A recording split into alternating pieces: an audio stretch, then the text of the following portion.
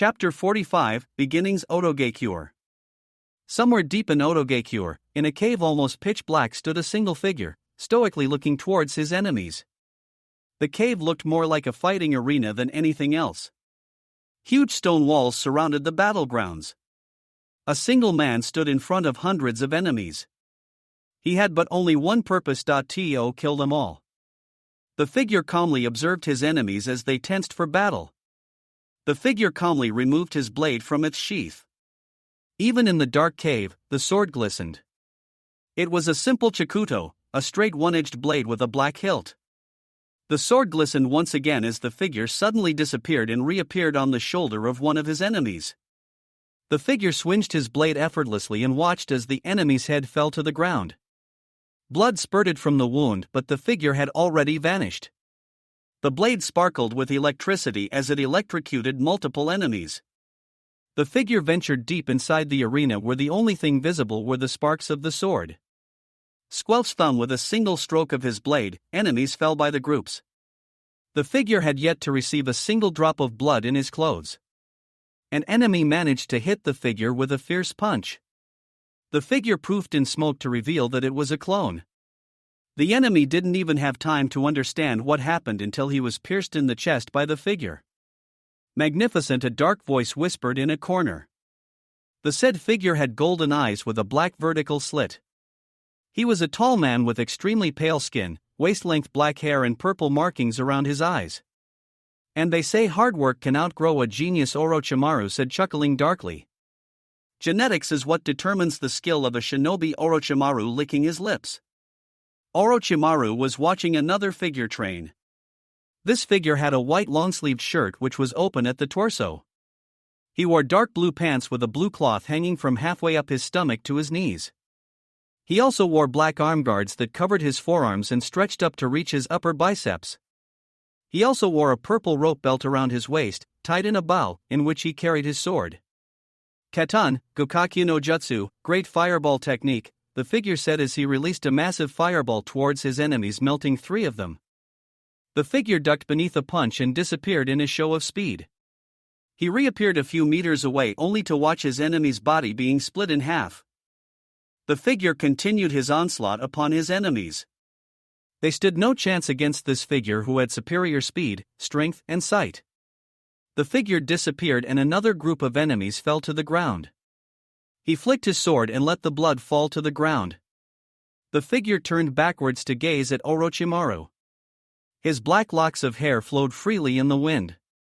Blood-red eyes with 3 black tomos gazed impassively towards Orochimaru, who couldn't help but smirk. 1,000 enemies stood before him and he didn't even flinch. Orochimaru thought to himself. You have done well, Orochimaru said, walking into the arena and placing his hand on his shoulder. Young Sasuke-kun, Orochimaru said, chuckling. I live to serve you, Orochimaru-sama, Sasuke replied as he bowed his head. Both of them turned around as they saw the Edo Tensei form of Kabuto walking towards them. Of you go, Sasuke-kun, Orochimaru said.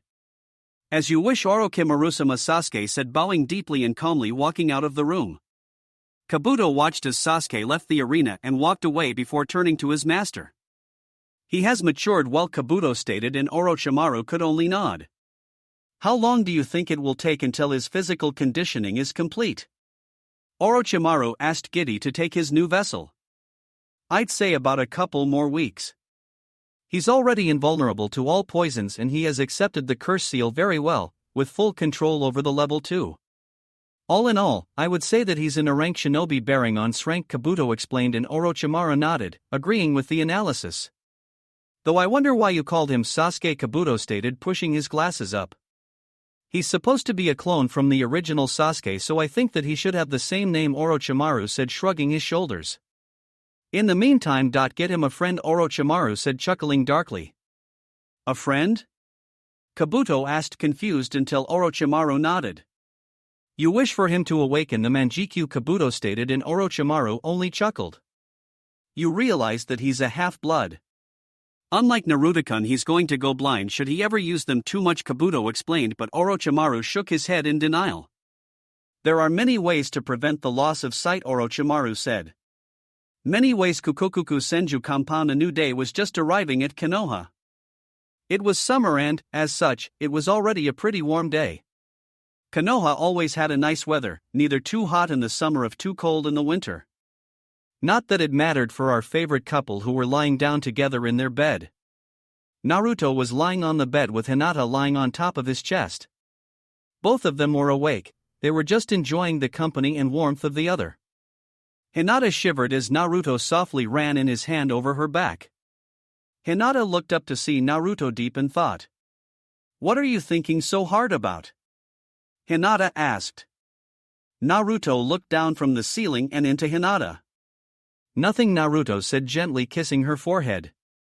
"I'm just going through the things I learned from the Akatsuki," Naruto said, sighing. "Why don't you tell me?" "I might be able to help," Hinata said, and Naruto nodded. "Sure, but first I need to tell you a story," Naruto said, and Hinata raised an eyebrow. It was a time of war. And so Naruto told her everything he knew about the origin of chakra, Rikudo Nin, and the Jubi, their battle, the creation of the tailed beasts, and the sealing of the Geto Mazo in the moon for protection. Wow, Hinata said, surprised that Naruto knew so much about how it all began. So the Akatsuki plan on sealing all of the bijus on this statue to bring forth the Jubi?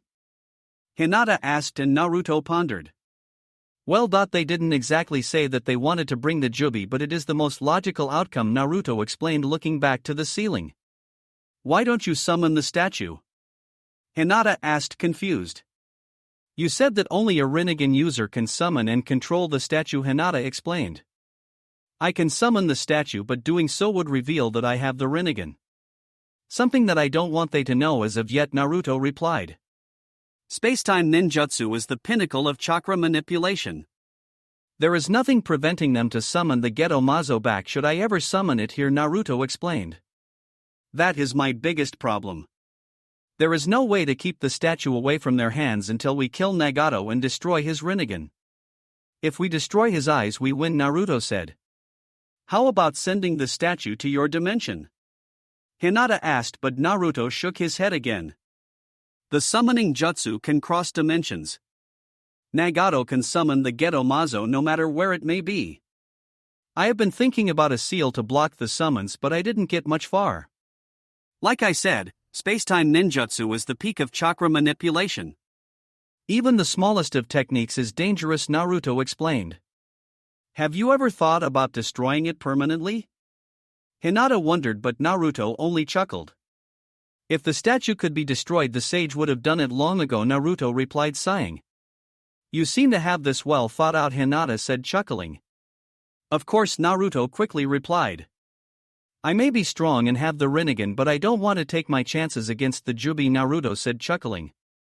Pussy Kurama replied from the room. Kurama only spent time inside the seal when Naruto was gone on missions, otherwise he would sleep on the floor or walk through the forests of Konoha. Says you, Naruto replied, throwing a pillow at the bijou. I would like to see you against him, Naruto replied. It's only the 10 tails. How much stronger than the Kyuubi could he really be? Hinata wondered. It's not just the 10 tails. It's the combination of all the bijou. All the power of the tailed beasts gathered under one host. It's the real god of this planet. Although he doesn't have a conscience, he's more instinctive, Kurama started. He's the primordial entity of this world. The first being, the creator and destroyer of everything. He's the one that breathed life into this planet and the only thing that can take it away, Kurama said. He's the god that created countries and has the power to swallow oceans, split the land, carry mountains, and so much more. You can't even measure his power. If there was someone to refer as Mother Nature, it would be the Jubi, Kurama explained as both Naruto and Hinata looked at him with blank stares. According to the legends, should the Jubi ever be revived, it would mean the end of the world, Kurama finished, and Naruto blinked. Why didn't you tell me this earlier? Naruto asked, groaning. He never thought that the Jubi would be such powerful creature. You didn't ask, Kurama replied before yawning and returning to sleep. You see what I have to deal with, Naruto said, turning to Hinata, crying anime tears. Hinata could only chuckle. You don't need to worry so much, Hinata started. You are not alone in this. No man should carry this burden alone, Hinata stated. I know. But with me having the Rinnegan, I feel as if it's my duty to protect the planet, Naruto replied. But enough of this dark mood. How about we go for breakfast? Naruto asked and Hinata nodded. Senju compound, kitchen morning. Naruto and Hinata both said as they arrived at the kitchen, greeting everyone. Minato replied only for Naruto's jaw to drop. You. Naruto stuttered when Minato gave him the traditional Uchiha grunt. Ha ha ha ha ha. Kushina dropped to the ground laughing and Minato couldn't hold back a chuckle as they watched Naruto stutter. You fell for it, Kushina said, but Naruto had a blank look on his face. It was a prank, Tobirama explained. Oh, you are back, Naruto said and Tobirama nodded. Tsunade has placed me as the new envoy towards Kiri, Tobirama explained and Naruto nodded. It was a really good grunt though, Hashirama said, scratching his chin. Bitch please, I can do that better than him, Naruto stated as he sat down on the table. I will take that bet, Minato said as he and the Senju brothers stared at Naruto in concentration. The ladies couldn't help but sigh and chuckle. They are all old enough but they can still act like children, Mito said, shaking her head. Isn't that why we like them? Hinata rhetorically asked and both redheads nodded. Naruto got up from the table and cleared his throat. He arched his lips ever so slightly to allow a small arrogant smirk to appear. Naruto cocked his head slightly to the side, allowing his bangs to slowly show his Sharingan eyes. Naruto released a deep grunt and smirked at their reactions. Minato wailed on the ground, crying anime tears. I worked so hard these last few weeks on that grunt, Minato cried on Kushina's shoulder while she patted his back. There, Kushina whispered on Minato's ear.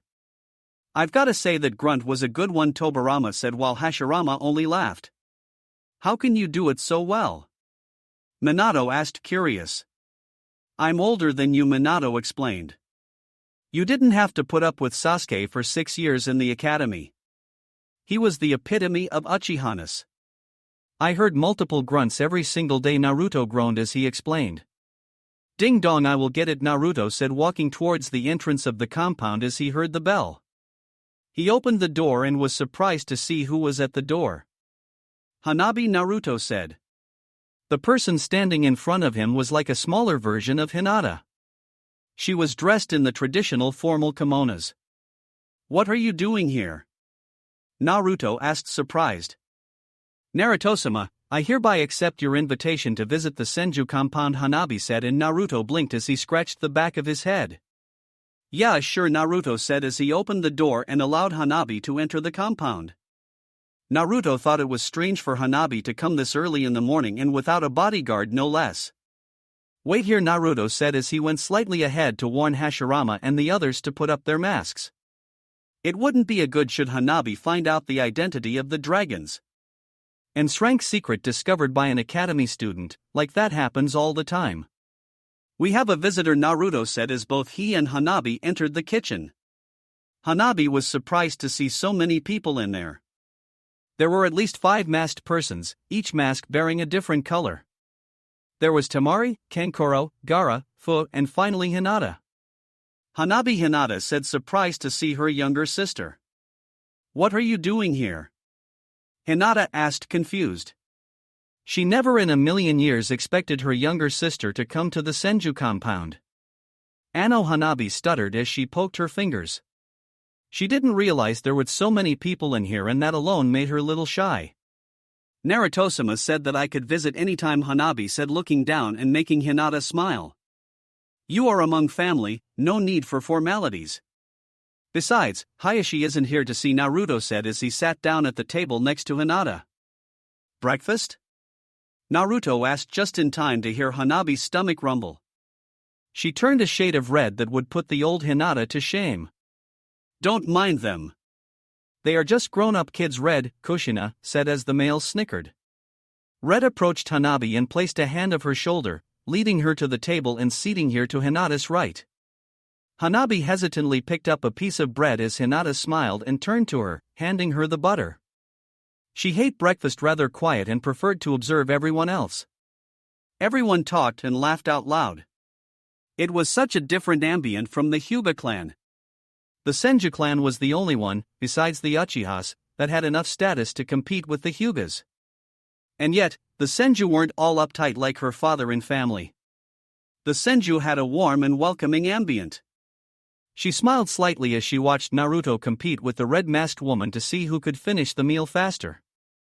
Everyone was sitting in random places. In the Hyuga clan, Hayashi, the clan head, always sat at the edge of the table with her daughter, the clan heiress, to his right.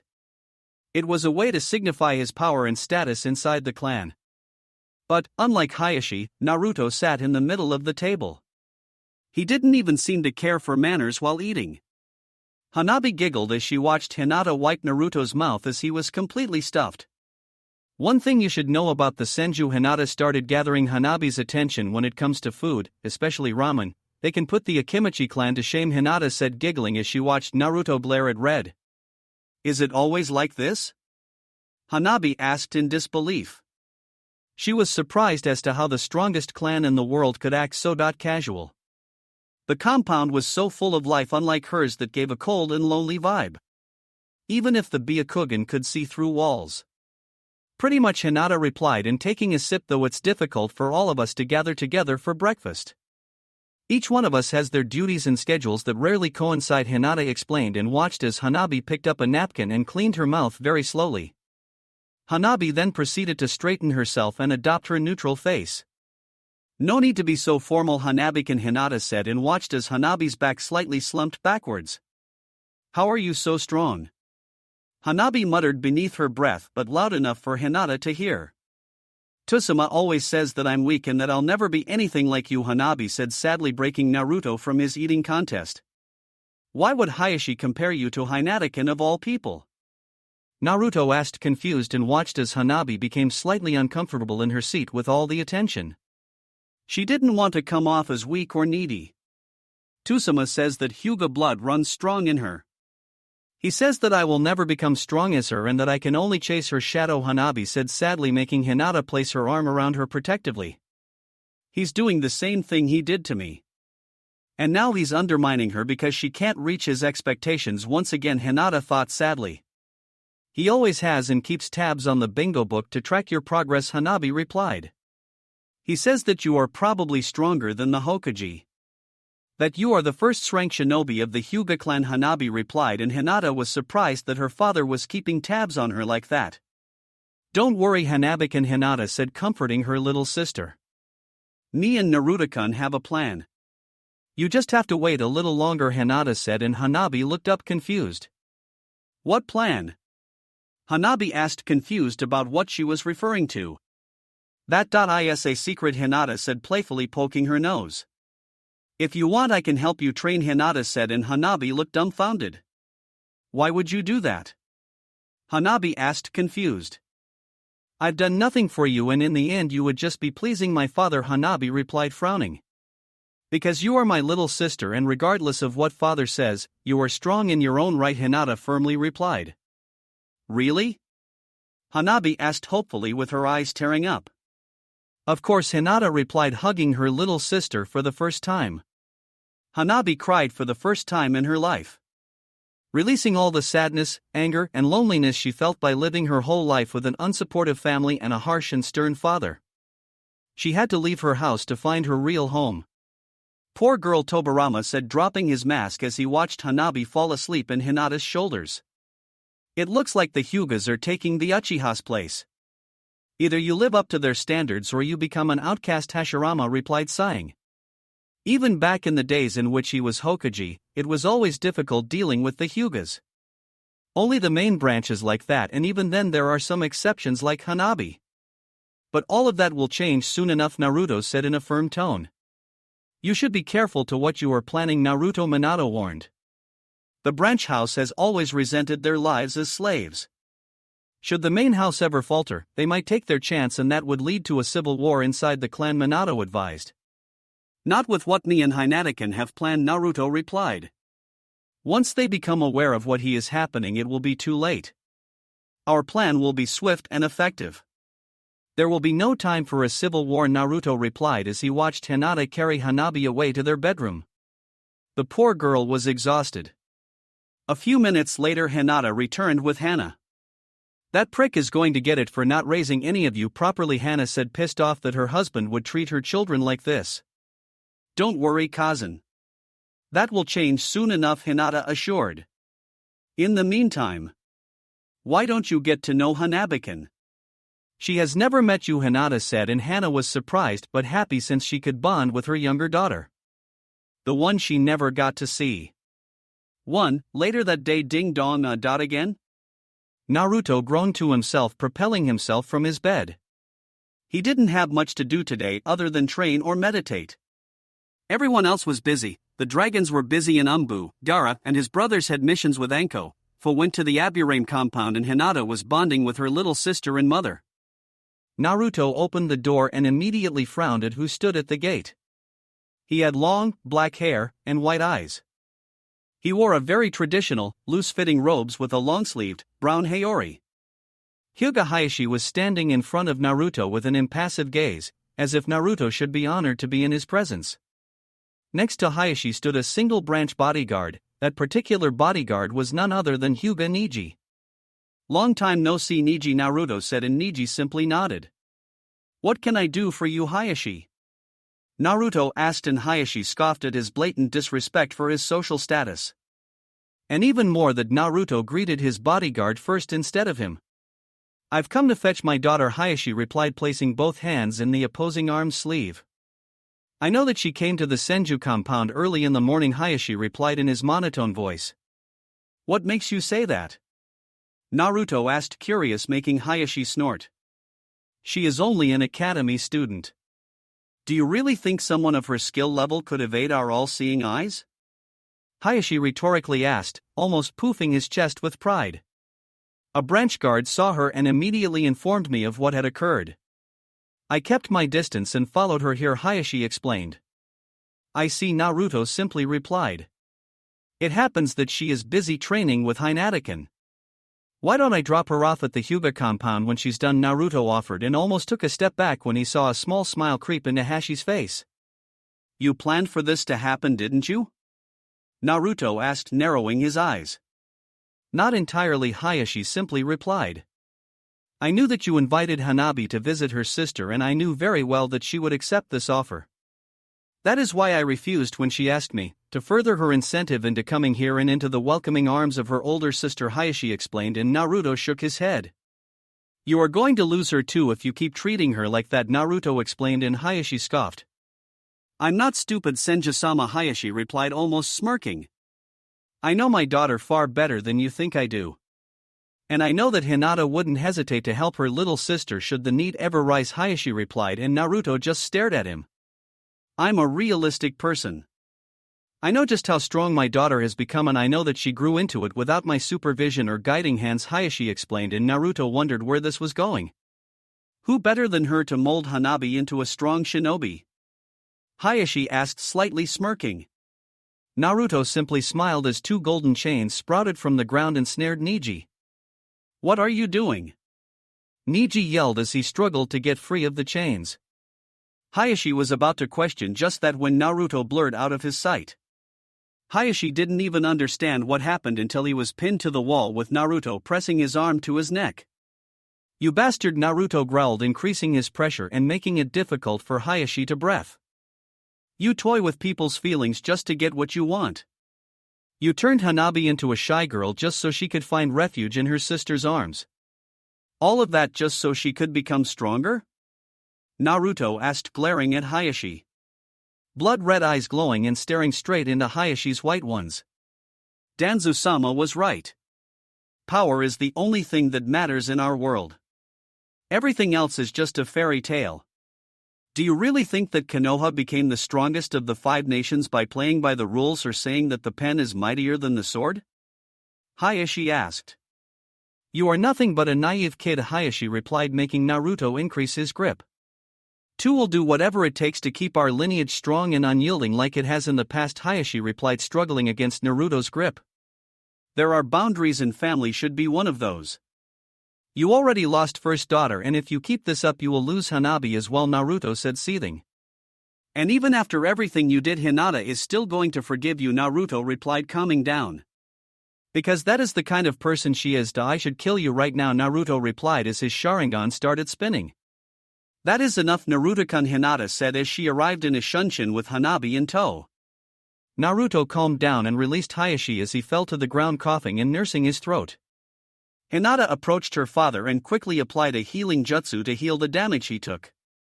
Thank you, Hinata-kun, Hayashi replied, as he stood up, smiling and making Naruto growl at him. Father, Hinata said and walked very slowly to him. Hayashi almost took a step back when he saw her smiling. Hinata approached Hayashi and whispered into his ear. I'm going to keep an eye on you. If I find that you have continued this treatment of her, I will kill you myself, Hinata whispered and backed off, locking eyes with her father. Understood? Hinata asked and Hayashi nodded, going back to his stoic self. Come, Hanabi-kun, Hayashi said, motioning her daughter to take his side. Hanabi hesitated for a moment before remembering what she and Hinata agreed. Reluctantly, Hanabi walked forward until she was by her father's side. You are always welcome at the Hyuga clan, Hayashi said towards Hinata, who remained neutral. Come, Niji, Hayashi said as the three of them walked off. What were you thinking?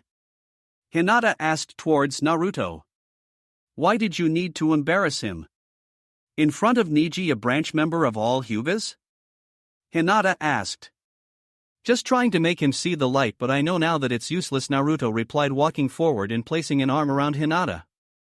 And don't need to worry about Hanabi. He will never do anything to her, Naruto replied. What makes you so sure? Hinata wondered. Regardless of what he wants, he needs an heir to the clan and Hanabi is the only viable choice. He would never give it to a branch member, Naruto reasoned. Everything he did was to ensure that he got a strong heir to lead the clan. I think we should move up our timetable on dealing with them, Naruto explained, and Hinata nodded. It was time to begin their plan and the preparations would take a few days. Tobi's hideout, Mountain's graveyard. A swirling sound could be heard in a cave deep beneath the earth. Tobi had just arrived from his rather colorful reunion with Senju Naruto, Jinchuriki of the Kyuubi. Naruto had just threatened his entire organization with death. But the problem was that the brat could back up his threats. Naruto had just killed 2 members of his group. The Kyuubi brat intrigues me to no end, Tobi said to himself as he wondered how the Geto Mazo could react to Naruto's chakra. It was true that Naruto released enough chakra to match a bijou, but even then, something was off. The air around Tobi swirled again and Zetsu was dropped to the floor. Tobi narrowed his eyes at the plant-like men and wondered what he would do with him. What do you intend to do? The white Zetsu asked, breaking Tobi from his thoughts. If I gave an order that would conflict with Naruto's orders, whose orders would you follow? Tobi wondered. My allegiance is to my maker, so Madara-sama's blood will always be my master, the white Zetsu replied, making Tobi curse in his breath. And your clones? Tobi asked. My clones are but blank soldiers. They can be programmed to obey only you if that is what you wish, Zetsu replied, making Tobi smile behind his mask. Excellent, Tobi replied. What will you do now? Zetsu asked. Naruto revealed that I'm not Uchiha Madara to the whole group at once. That will make Nagato an unstable pawn on my side. I will have to tread carefully dealing with him as of now, Tobi replied, bringing his hand to his chin. If it comes to that, I will personally kill him and takes his Rinnegan, Tobi said, sighing. Though he still had his uses, Tobi said, chuckling. We will let things unfold for now. Let's wait and see what Naruto's next move is, Tobi said as he walked off into the hideout. In the meantime, I'm going to give Naruto a little present, Tobi said, smirking behind his mask. I'm going to show him that I am no prey, Tobi said, looking at the shinobi kneeling in front of him. I have a mission for you, Tobi said, making the shinobi raise her head and display her glowing blood-red eyes. Neo-kan. Chapter 46, The Choices We Make. I have a mission for you, Tobi said, making the shinobi raise her head and display her glowing blood-red eyes.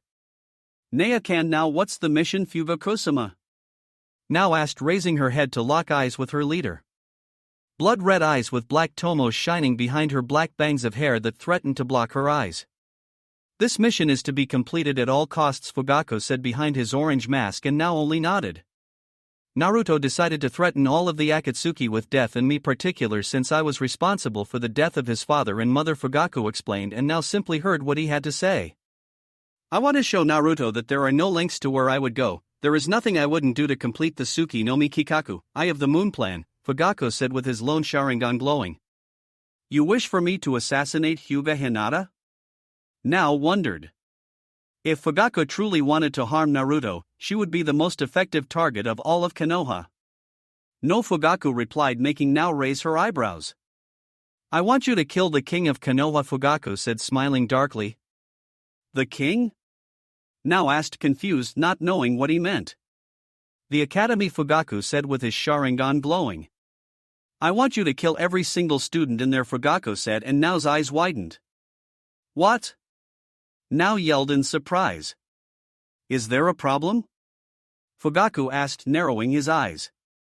You want me to kill some innocent kids who aren't even shinobi, Nao said, looking at the floor, not willing to lock eyes with her leader. I don't want them just dead, I want them bloody. Naruto will know that it was a mistake to work me, Fugaku said, looking intently at Nao. You will follow my orders, correct?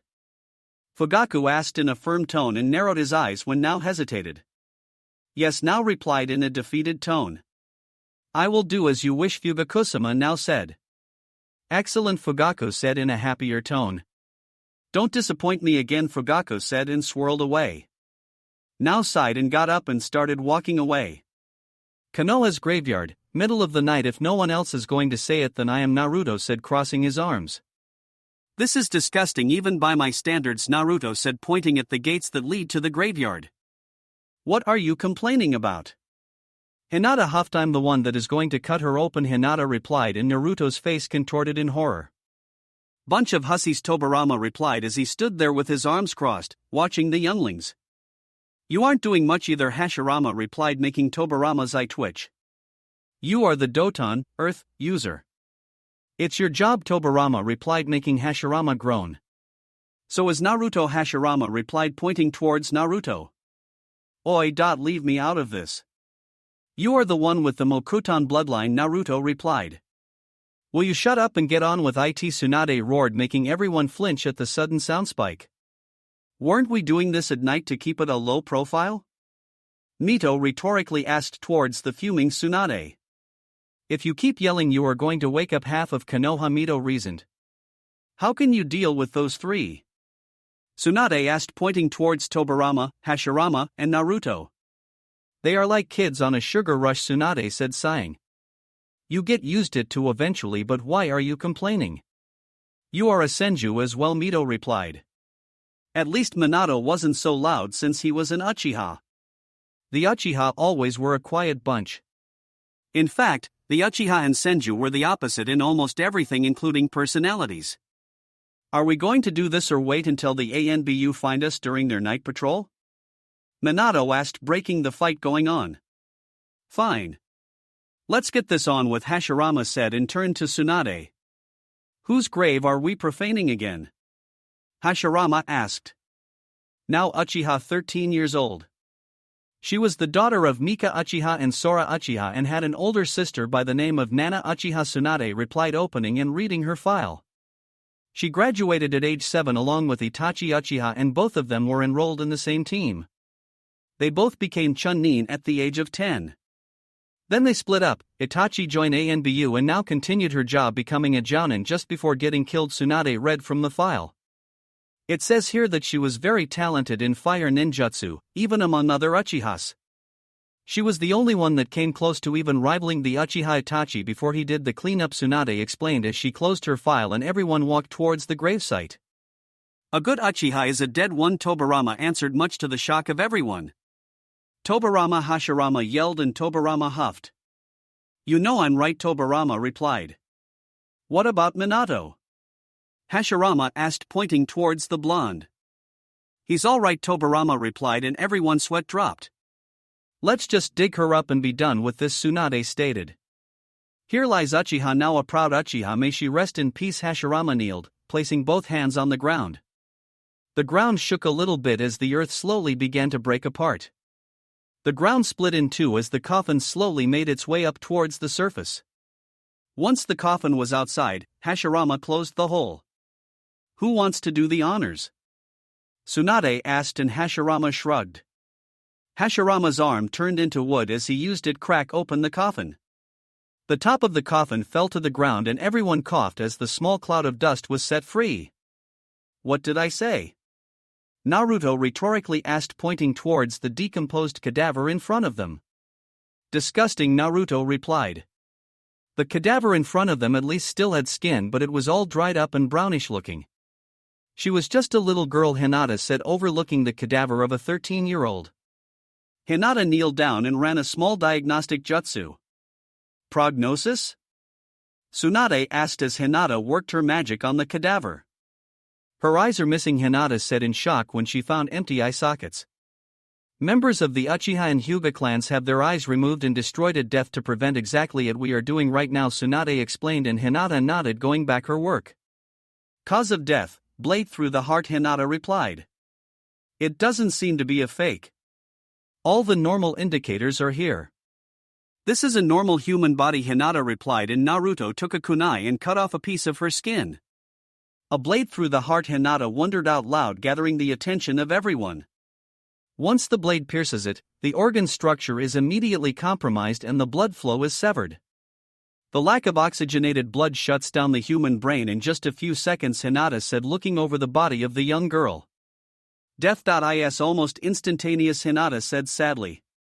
"What are you doing?" Hinata wondered until she saw Naruto sit on the ground and go through hand seals.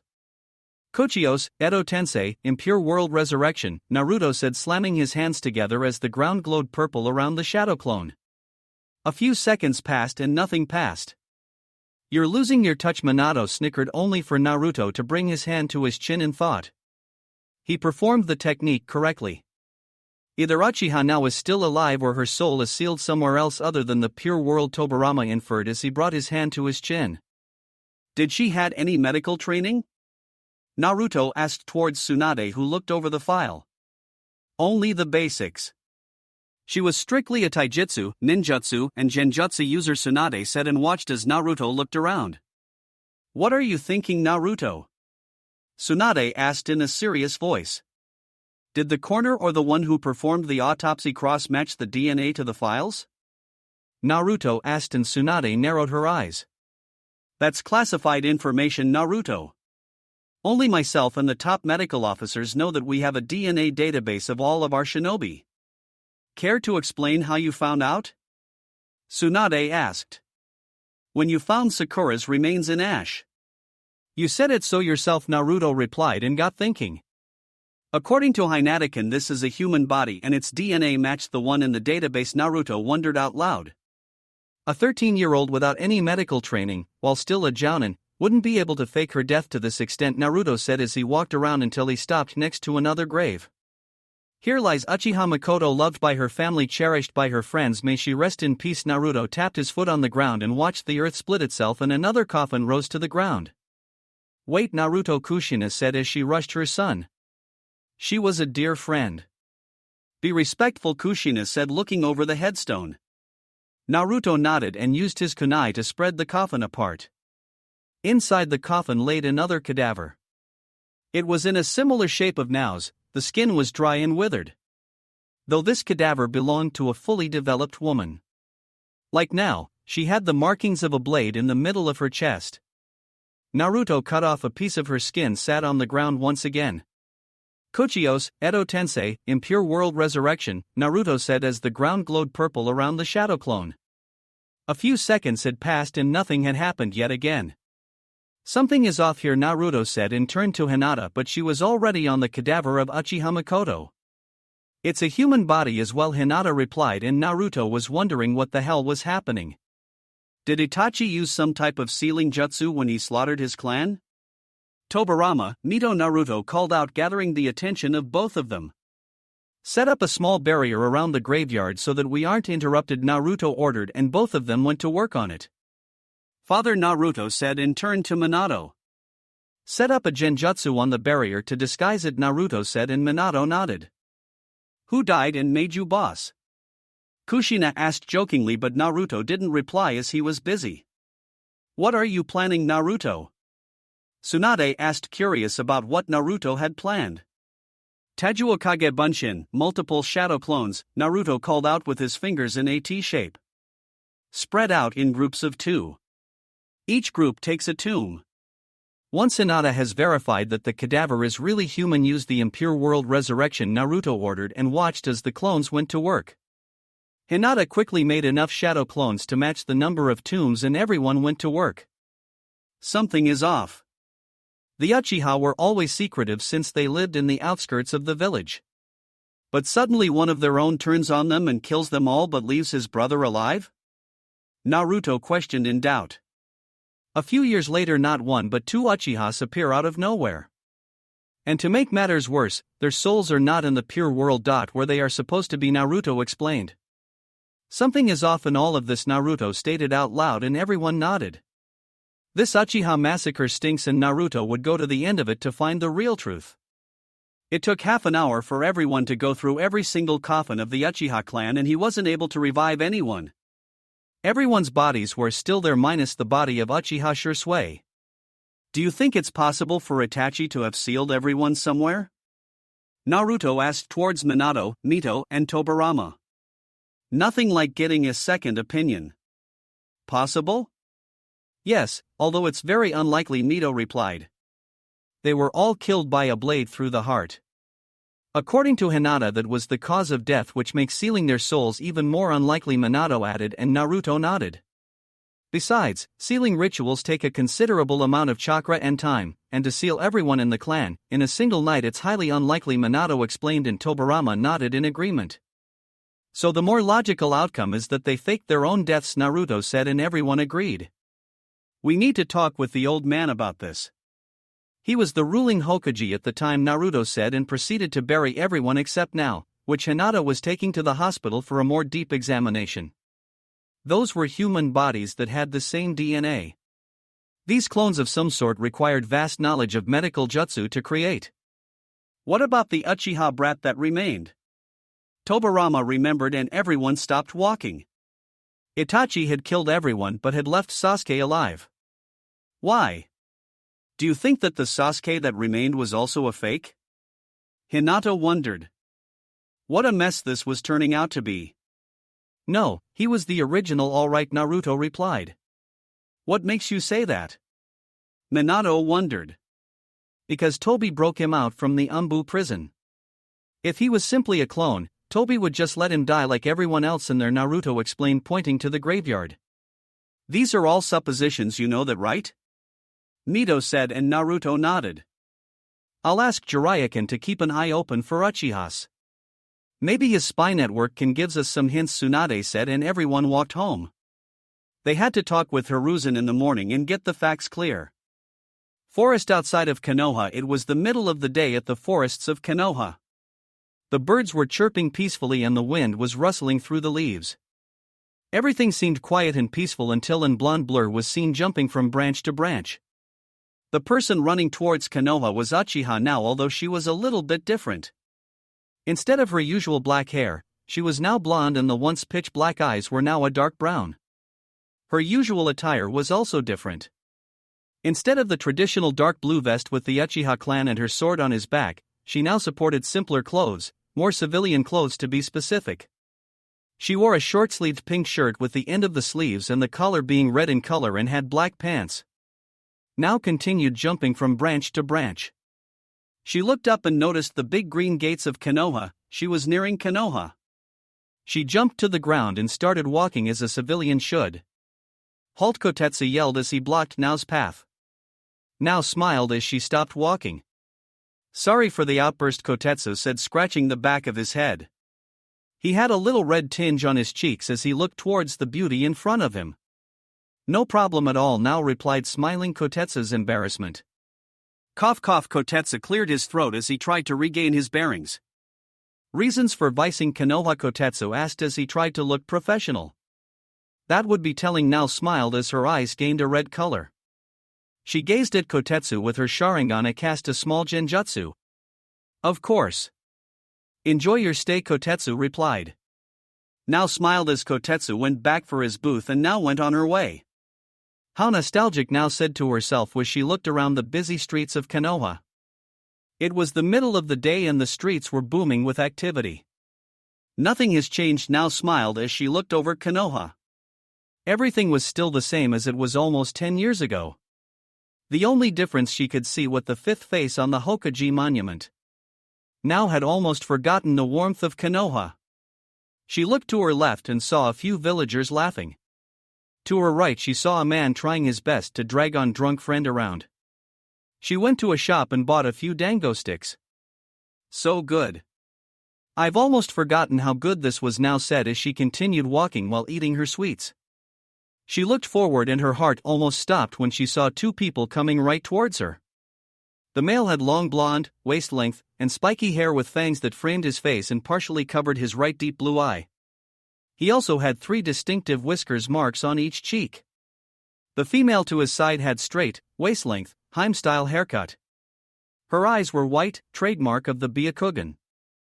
Thump now could feel her heartbeat increasing with each step she took. Step by step she could see them getting closer and closer.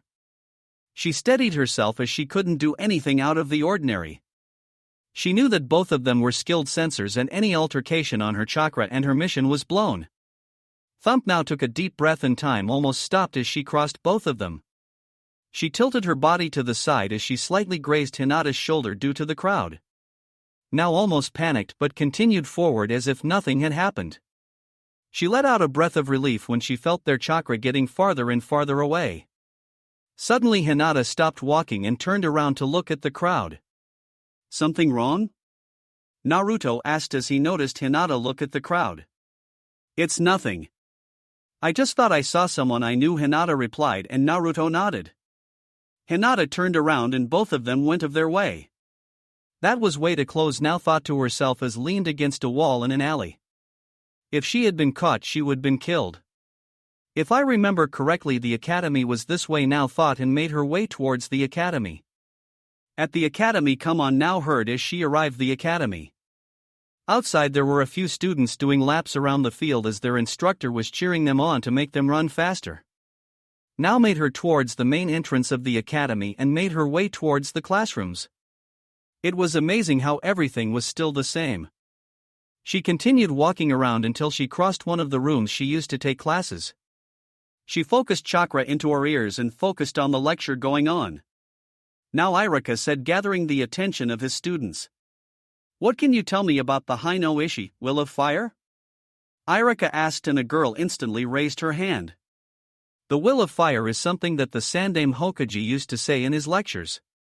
He says that every true Konoha shinobi must love, believe, cherish and fight for the village's sake, as previous generations had done before them, the girl started.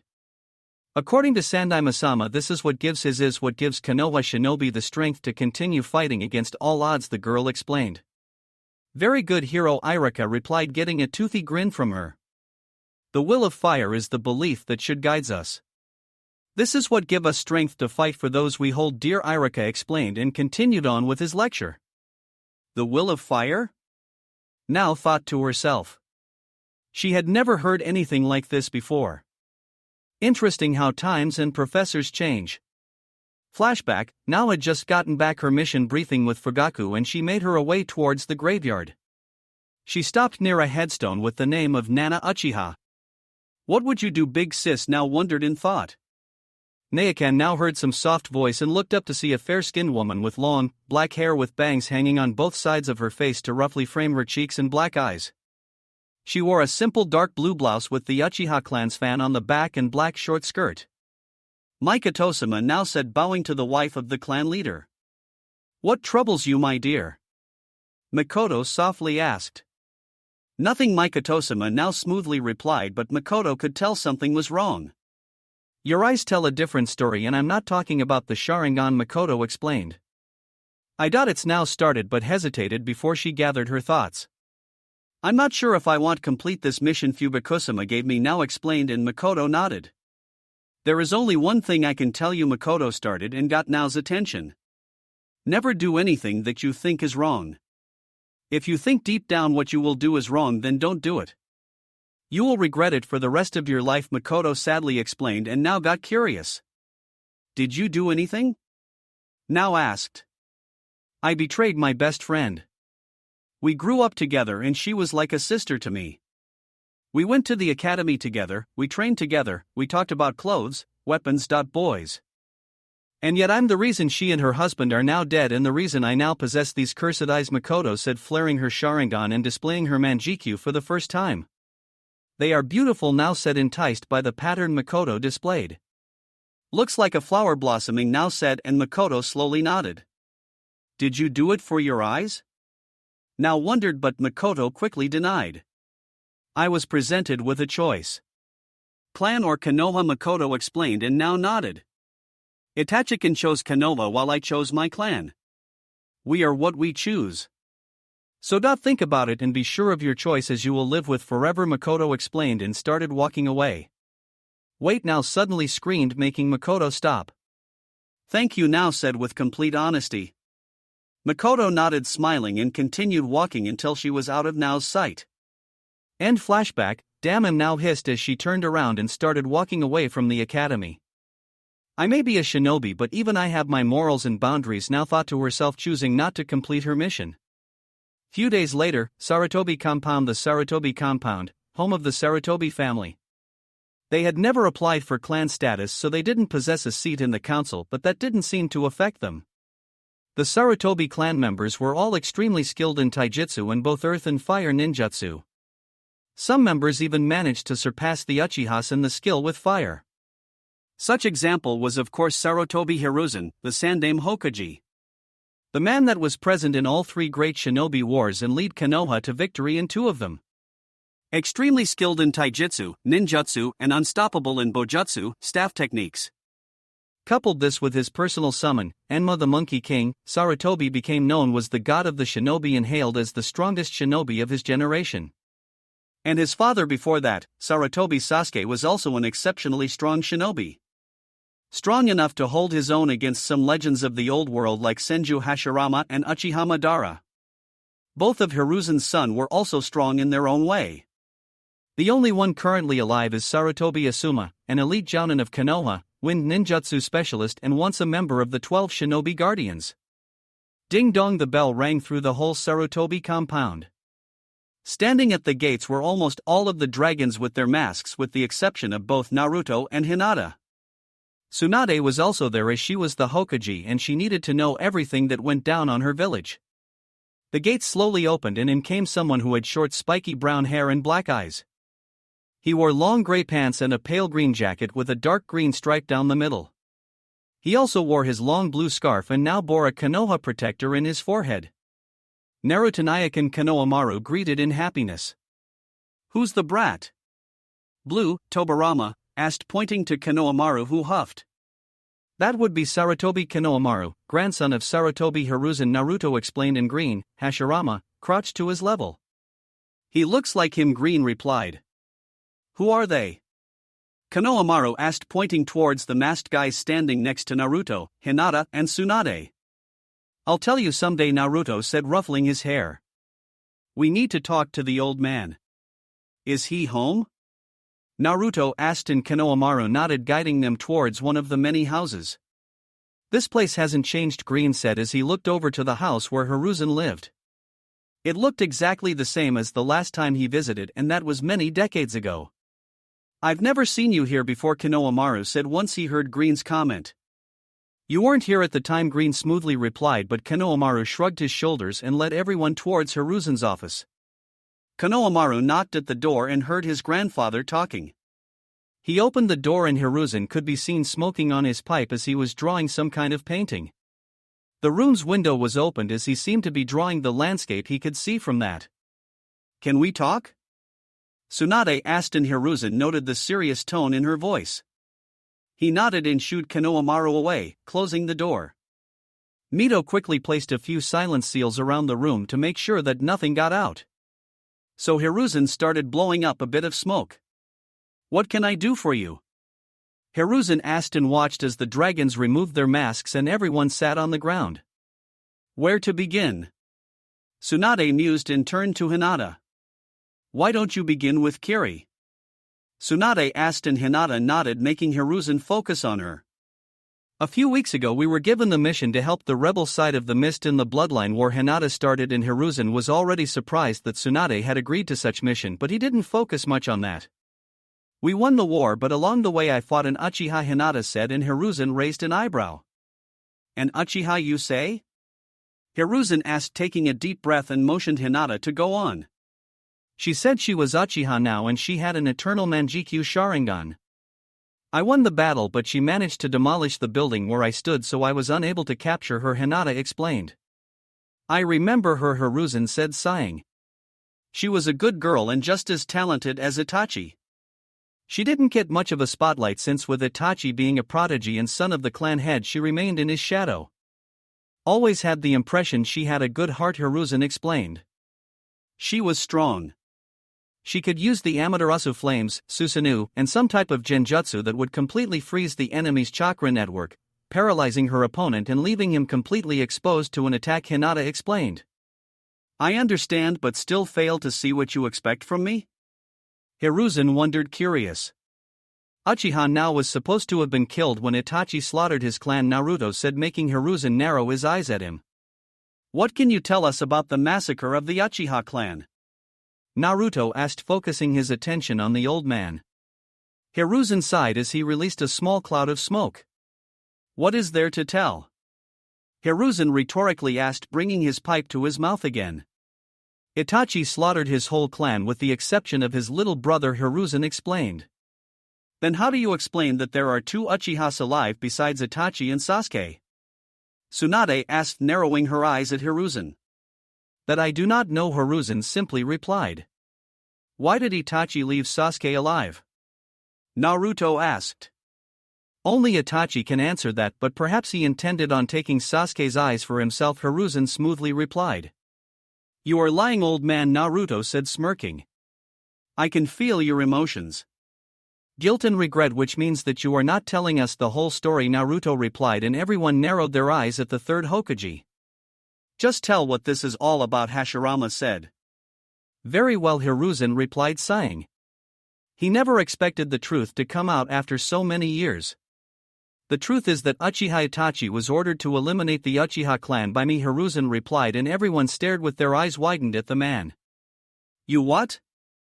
Tsunade yelled, making everyone wince at the sound spike. And she complains about the noise. If that temper is anything to go by, she's a true-blooded Senju though to herself. Why would do such thing, Hiruzen? Hashirama asked in disbelief. All that work he put into making the Senju and Uchiha clans form a village together. There was no other choice. It was either that or civil war in Konoha, Hiruzen started. The Uchihas were planning a coup d'etat, and if it were to take place, Konoha would be divided and weakened. The other nations would have seized this opportunity to bring us down. In the end, Itachi volunteered to the mission and I approved it, Hiruzen explained. You did well, Hiruzen, Tobirama replied. How can you say that? Hashirama replied, getting up and locking eyes with Tobirama. You were always against the Uchihas, but this is a new low even for you, Hashirama replied, getting angry. They chose their path the moment they started planning it, Hiruzen started breaking the argument. I tried peace talks and Itachi did try to persuade them to abandon their foolish goal, but they didn't cave. So I took steps, Hiruzen explained. You could have asked me for help? Naruto replied. What could you do? Hiruzen rhetorically asked. An 8-year-old, despised by most of the village. Not everything revolves around you, and if someday you should ever take the hat you will understand that not everything is black and white, Hiruzen replied. Naruto was surprised by the harsh tone coming from Hiruzen. This wasn't the kind old man he knew, no, this was the man that led Konoha into victory through 2 great shinobi wars, this was the god of shinobi. You are still naive, Naruto, Hiruzen said, slamming his fist on the ground. One day you will have to make choices that you will regret for the rest of your life. You will send your own people into missions that you know they will most likely never return. One day you will understand just what kind of sacrifices you will have to do in order to protect Konoha, Hiruzen explained. Is that what it means to be Hokage? Naruto thought to himself. I'm disappointed on you, Hiruzen, Hashirama replied. This isn't the will of fire I preached about. All members of the village are family and they shouldn't be exterminated like some infestation, Hashirama explained. He did the right thing, Tobirama firmly replied. Those half-bloods were never to be trusted. You think that I hated Madara, but he was the only one I trusted, Tobirama replied, making several jaws drop. He was a man of his word, unlike most of his clan, and he would never have sacrificed his little brother for his eyes. Those are lies fed to anyone that would hear by those inferior in power to him. Those half-bloods would do anything to rise above those of true blood, Tobirama explained. Why do you think he left the village in the first place? Tobirama rhetorically asked, crossing his arms. Because it wasn't for the fact that he wasn't made Hokage instead of you. He got fed up with his pathetic clan, and since he was the last of the true-blooded line, he left, Tobirama explained. Then how to explain him challenging me for a battle? Hashirama asked, narrowing his eyes at his brother. That I do not know, but he must have had his reasons. We will never know, Tobirama explained. Madara wasn't so power-driven like those half-bloods. You remember the battles very well. They used their Mangekyous until they were consumed by their darkness. They used Izanagi like some toy, playing gods just to try to get the upper hand, Tobirama said, gritting his teeth. Izanagi? Kushina asked out loud. Izanagi is a kenjutsu of the Uchiha clan, and their ultimate genjutsu Naruto started. By sacrificing an eye, the Uchiha can use this technique to gain the power to turn imagination into reality. It was said to be derived from my creation of all things, Naruto explained, and Kushina's eyes widened along those who didn't know of this. Tobirama is right, Naruto replied, getting a shocked look from Hiruzen. If the Uchiha clan had committed to the coup d'etat and used Izanagi, then Konoha would have fallen in a single night, Naruto explained, and Tobirama nodded. How come? Minato wondered. He had never read anything about this Izanagi technique. Imagine for an instant that Hiruzen attacked with Uchiha compound with several hundred of their men. The battle would definitely go in Hiruzen's favor due to the numbers. However, a single Izanagi cast would wipe out his army, Naruto explained, and Hiruzen was shocked by the power of the technique. This is good and all, but apparently they are still alive, Hinata said, and broke everyone from their rant. What do you mean? Hiruzen asked, confused. Last night we performed a mass exhumation on the Uchiha clan. Their bodies were all fakes. Every single member has apparently faked their own deaths, Hinata explained, but Hiruzen shook his head. It's not possible, Hiruzen replied in disbelief. We performed an autopsy on every single member and everything checked out. Besides, wouldn't Itachi notice them being fakes? Hiruzen asked. It was an assassination. The Uchiha clan never knew what hit them, Naruto explained. How can you tell that the bodies were fakes? Hiruzen asked, curious. Besides the fact that their souls aren't in the pure world, the bodies are, for lack of a better word, perfect, Hinata replied. I performed an autopsy on Nao's body and she was in perfect condition, Hinata explained. Shouldn't that be a good thing? Hiruzen asked, confused. She had no marks of broken bones, no scar tissue or any type of bruising history. Now that would be fine for a civilian but not for a shinobi. Besides, her medical history indicates she had broken her ribs before and this body had no evidence of it, Hinata explained, and Hiruzen stared at her in disbelief. So let me get this straight, Tsunade said and gathered the attention to her. You order Itachi to wipe out his clan and he follows your orders, leaving only Sasuke alive. In the end, it turns out that the Uchiha clan is still alive and faked their own death, Tsunade explained, going thought the facts. I wonder why Itachi left his brother alive, Minato wondered out loud. It was his only request, Hiruzen said. We already made a huge request by ordering him to kill his own clan, but he couldn't kill his little brother. The deal was for him to kill the Uchihas in return of leaving little Sasuke alive, Hiruzen explained. A true shinobi. To think he sacrificed so much for Konoha, Tobirama replied. And he was a half-blood, Tobirama. Even among them there were some good souls, Hashirama said. Either that or this Itachi is in with them on this whole fake scheme, Tobirama replied, and Hashirama shook his head at Tobirama's stubbornness.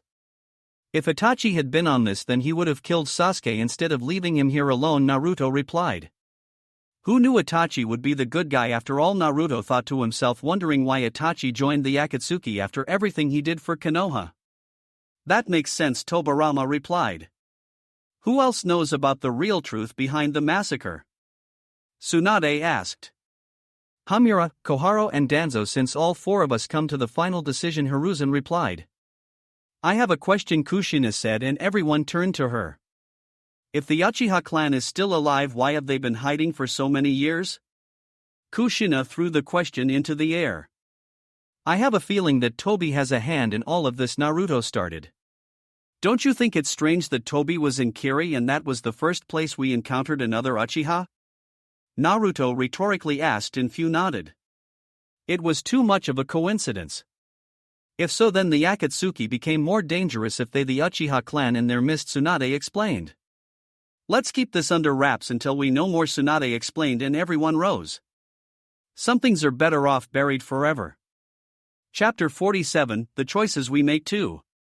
It was night in Konoha, and it was a beautiful starry night sky without any evidence of clouds to hide thousands of stars.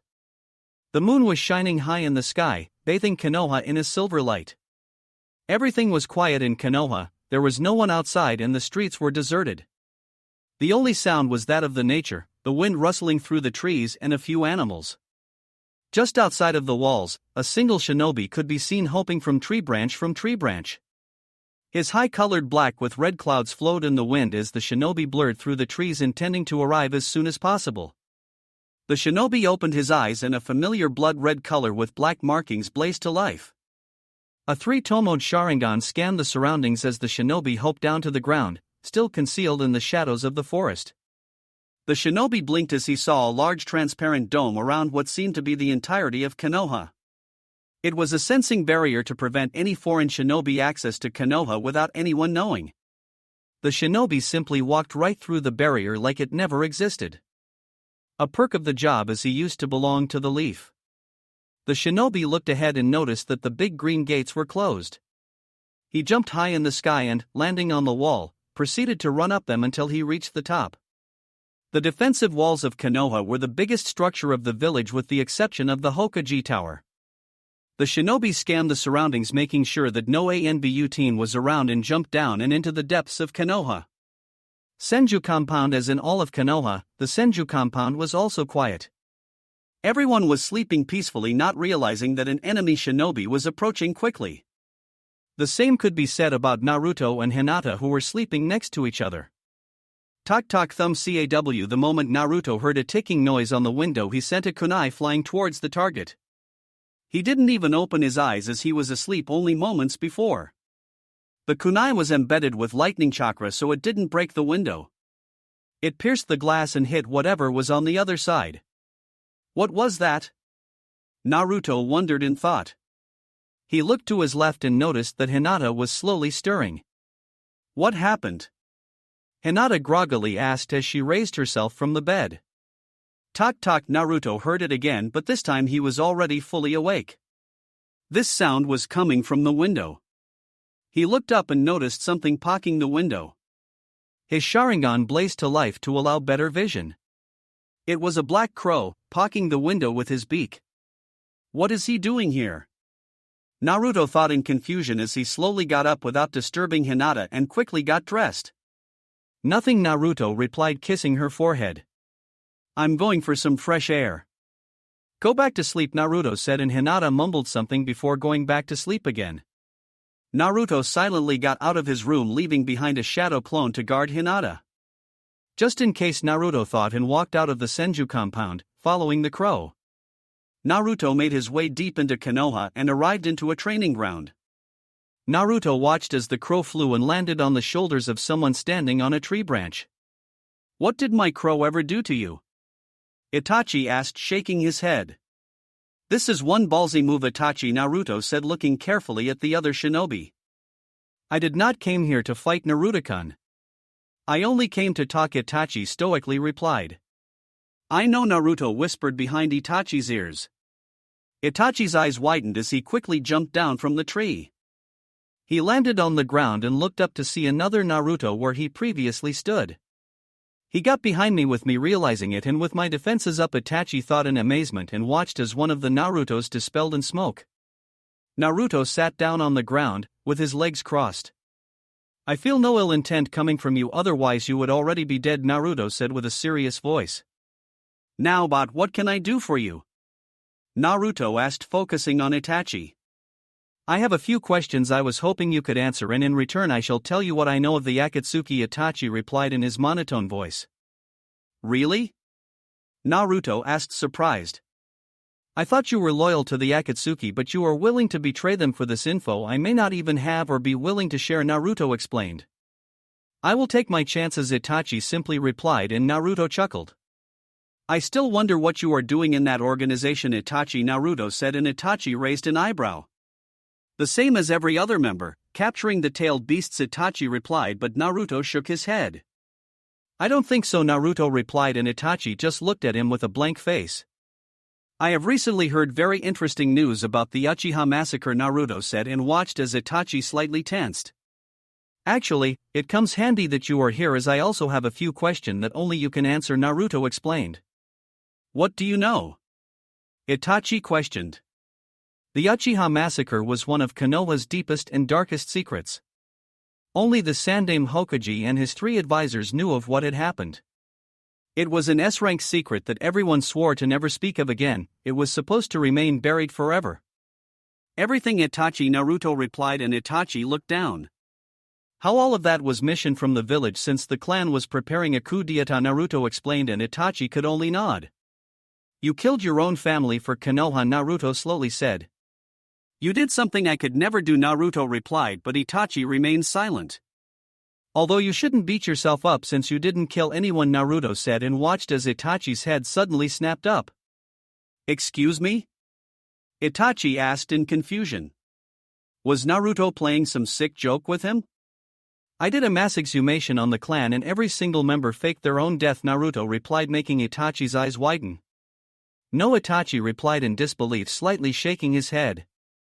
That's not possible. I would have noticed something different in them, Itachi replied. The bodies they left behind were perfect replicas, including their DNA. It was like some clone, although to the cellular level, Naruto explained. I don't know how they did it, but cloning someone to that level takes years to accomplish, Naruto said as every piece started coming together in Itachi's head.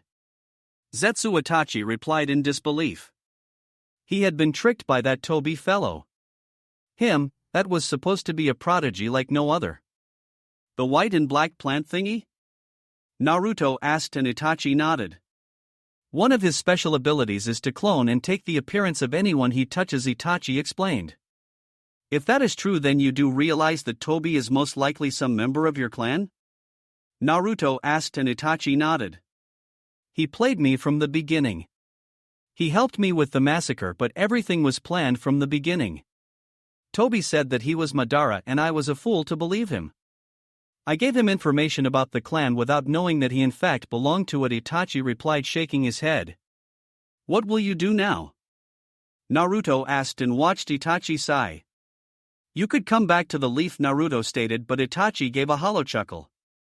I appreciate the offer, but I have much to do, but not enough time to do it, Itachi replied, dropping to the ground and coughing up a mouthful of blood. The amount of blood was so much that it even fell to the ground. Oi, Naruto said, surprised, and rushed Itachi. Are you all right? Naruto asked, surprised. I'm dying, Naruto-kun, Itachi replied, chuckling. I just hope to have enough time to right my wrongs. I didn't expect this information, Itachi replied, and steadied himself. What is it you wanted to know? Naruto asked as he sat back down. Is it true what you said about Toby taking Sasuke-kun from his prison? Itachi asked, focusing on the blonde. Every word, Naruto replied, and watched Itachi sigh and raise his head to look up at the stars. I never wanted for anything of this to happen. The plan was for me to kill the whole Uchiha clan and leave my brother alive. By making him hate me, I wished for him to grow strong and one day come for me. By doing so, he could purge me of my sins and begin a new Uchiha clan. A better one, Itachi replied sadly. No offense, but that plan was flawed from the beginning, Naruto answered.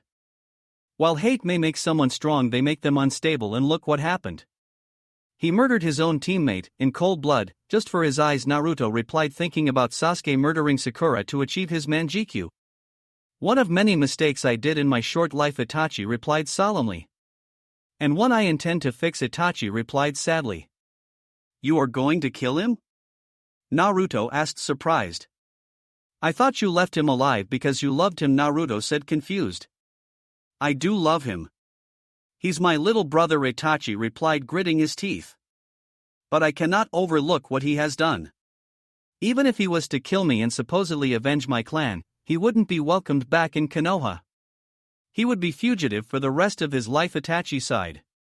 Once again I'm forced to kill those I love for the greater good. I'm sure hell is a special place for someone like me, Itachi replied and blinked as Naruto was suddenly at his face.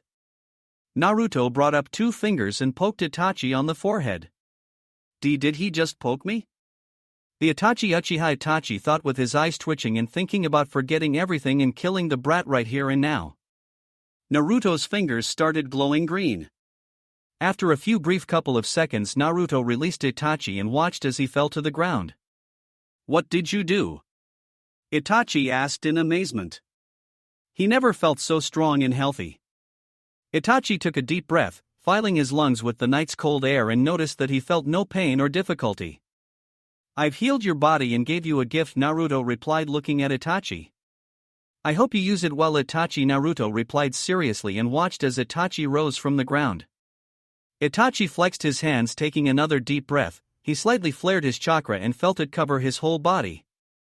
He never felt so strong in his life. His Sharingan flared into existence and started glowing in the night. Even his skin seemed to gain a stronger color. How did you do this? Itachi asked in amazement. Naruto had cured his disease, which everyone said to be incurable. Itachi had an autoimmune disease that every single doctor said to be incurable, and that Itachi had his days numbered, and yet, a single brat of 17 healed him in just a few seconds. Who knows? Naruto cryptically said, but allowed Itachi to see his silver eyes with several concentric circles. The eyes of the sage, Itachi said in just above a whisper as he stared at Naruto's silver eyes. He has the same eyes as Nagato, Itachi thought in disbelief. The Rinnegan eyes were legendary and had only appeared in a single figure throughout history, and now there were 2 users of them. Although Naruto seemed able to deactivate them, unlike Nagato. This Itachi, Naruto said, pointing to his silver eyes. This is the Sharingan's final form, Naruto said with his Rinnegan glowing in the night. You are full of surprises, Naruto-kun, Itachi said, chuckling. Not so sound ungrateful, but why did you do this? Itachi asked, confused. We tried to take you 3 years ago and even hurt your girlfriend, Itachi explained. You are a good person who got dealt a crappy hand, Naruto explained, shocking Itachi. And I believe in second chances for everybody, and this is yours, Naruto said. Thank you, Naruto-kun, Itachi replied, smiling.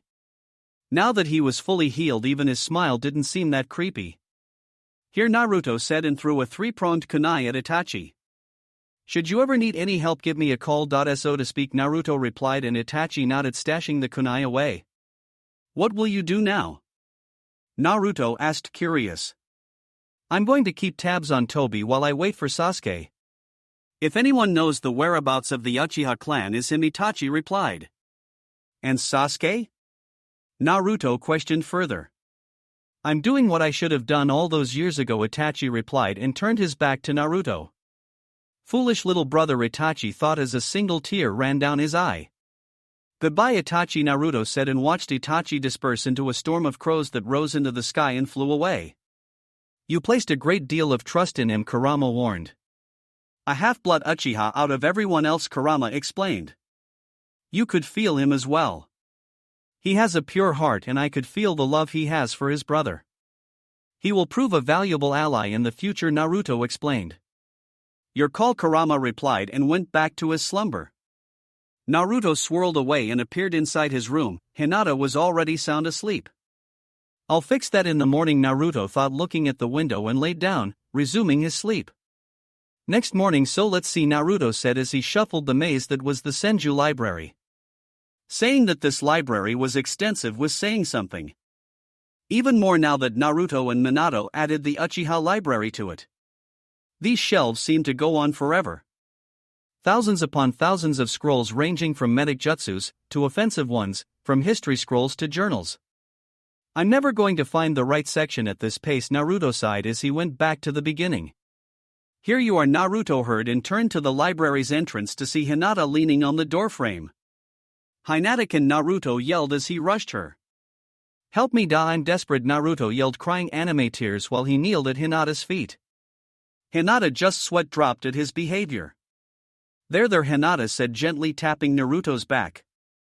What are you doing here anyway? Hinata asked, curious. I'm trying to find the biology section, but I can't. Can you help me? Naruto asked with his best puppy dog eyes. You're such a big baby, Hinata replied, and Naruto grinned. It's this way, Hinata said, and Naruto gladly followed. They turned right, then right again, followed by another left until Naruto was lost. Here we are, Hinata said as she pointed towards the biology-related stuff. Finally, Naruto said as he scanned the shelf for the books he was looking for. Why are you interested in biology now of sudden? Hinata asked, curious, and looked over the book that Naruto picked up. Biology of Reptiles. Hinata read out loud the book's title. For what possible end would you want to read this book? Hinata asked. That is a secret, Naruto replied, chuckling as he scanned the content of the book. By the way, Naruto called out, getting Hinata's attention. Shouldn't you at the hospital? Naruto asked. I have the day off, Hinata replied. Well then, how about we start your senjutsu training? Naruto asked, and Hinata quickly nodded. Naruto placed an arm around her and both of them swirled away. Training Ground 8. Both Naruto and Hinata arrived at their old training grounds back when they belonged to Team 8. We haven't been here in a while, Hinata said, and Naruto nodded. Sanaijishu, hidden snake hands, a voice echoed throughout the clearing. Both Naruto and Hinata walked towards the voice that seemed to be only a few yards away. They arrived to see Anko with her right arm extended with several snakes out of her sleeve. The snakes wrapped themselves around another shinobi who Hinata immediately identified as Kurenai. Kurenai burst into a cloud of pink flower petals. Anko immediately flared her chakra, dispelling the low-level illusion, only to see Kurenai on the side going through hand seals. Anko hurled several shuriken to prevent Kurenai from finishing her seals. Kurenai was forced to stop her jutsu and dive to the side to avoid the volley. Katan, Ryuka no Jutsu, Fire Dragon Technique, Anko said, pumping her lungs with air and mixing it with chakra.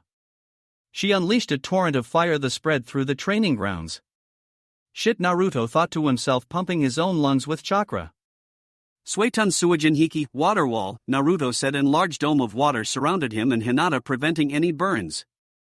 Anko stopped when she saw a large cloud of steam form around the training grounds. Futon Tapa, great breakthrough, Hinata said, releasing a strong gust of wind that blew the steam away and cleared the vision of everyone on the grounds. You should be careful to where you aim those things, Hinata replied towards Anko, who recognized the two. The spar is over, Anko yelled and looked as Kurenai rose from the ground with her body completely covered with her dark hair. Once Kurenai was above ground, the hair started receding to its usual length. Naruto-kun, Hinata-kun, it's been a while, Kurenai replied, rushing towards the group and greeting them. Kurenai hadn't seen Hinata for a few months now, in fact she hasn't seen her since their practice battle. The royal couple of Konoha, Anko said, getting behind Naruto and Hinata and dropping her arms around each one. Anko began with her eyes glistening. Have you two lovebirds done it yet? Anko asked and noted as both of them tensed. Anko, Kurenai yelled, flushing red at Anko's boldness. We eel? Anko said, dragging her voice and wanting the juicy details. WWE have, Naruto simply replied, making Kurenai's jaw drop, and Anko grin, releasing both of them. Naruto-kun, Hinata yelled as she tried her best to avoid looking at Kurenai. What? Naruto asked, confused. Are you ashamed of being with me? Naruto asked, looking down. No, it's not that, Hinata quickly replied. It's just it's private and should stay that way, Hinata explained, and Naruto nodded, feeling like a dumbass. Forget that, Anko replied and dragged Hinata to the side. So, how was he? Anko asked and noticed how Hinata began to poke her fingers together as drop of blood ran down her nose. Oh my god, Anko yelled, staring at Hinata. She's a pervert, Anko thought to herself, grinning. You better go get Anko. We are supposed to train and I feel that Hinata is about to faint, Naruto replied, looking towards Kurenai, who seemed to be drilling a hole in Naruto's skull. What? Naruto asked, confused by her glare. I hope you at least used protection, Kurenai stated, crossing her arms in front of her chest. You are one to talk, Kurenai Sensei, Naruto sarcastically replied. What are you talking about? Kurenai asked, confused. What do you think I'm talking about? Naruto rhetorically asked. I'm talking about the fetus growing in you, Naruto said, pointing towards her womb. What? Kurenai asked, alarmed, looking at her stomach, not that she would see much. You're pregnant? You knew that, right? Naruto asked, looking at Kurenai, who had a blank face. Are you sure? Kurenai asked. Not that she wasn't happy, but she had to be sure. I am. I can feel his life force already. If you ask Hinata, she can confirm it with the Byakugan, Naruto said. Be right back, Kurenai quickly replied and went to fetch Hinata to confirm Naruto's diagnosis. Kurenai quickly returned with a grinning Anko, who seemed to be seizing Naruto up and down, and a blushing Hinata, who still couldn't look Kurenai in the eyes. Hinata, can you use your Byakugan on my womb? Kurenai timidly asked, and Hinata got confused but did it anyways. Gasp, you're pregnant, Hinata said, making Anko's jaw drop. Congratulations, Hinata said and hugged Kurenai fiercely. How come you didn't tell me? Anko asked, faking anger. Naruto-kun told me right now, Kurenai replied, and Anko nodded. So Anko began, who is the father? Anko asked, grinning, while Kurenai blushed. Is it a chain-smoking wind user that we all know? Naruto asked, joining Anko in the teasing. Idiots, Kurenai replied, smacking them both. He is, Kurenai replied. What are you doing here anyway? Kurenai asked, trying to change the subject. We came here to train, Naruto replied as he looked towards Anko and remembered that still had the cursed seal of heaven that Naruto promised to remove. Say, Anko, Naruto said, gathering her attention. I can remove your cursed seal now. Do you want to do it now? Naruto asked, and Anko almost jumped him, nodding her head fiercely. Lie down on the ground, Naruto said, and Anko quickly followed. Hinata and Kurenai took a few steps back to give Naruto space. This might sting a little bit, Naruto said, and channeled chakra to his index finger. Naruto placed his index finger in the valley of Anko's breasts, right above her heart.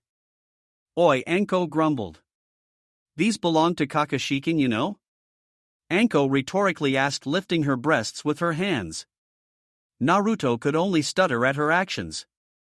Anko. Stop playing with them and focus, Kurenai yelled, making Anko scoff. Cough. Naruto cleared his throat to remove any pervert thoughts about Kakashi and Anko's breasts.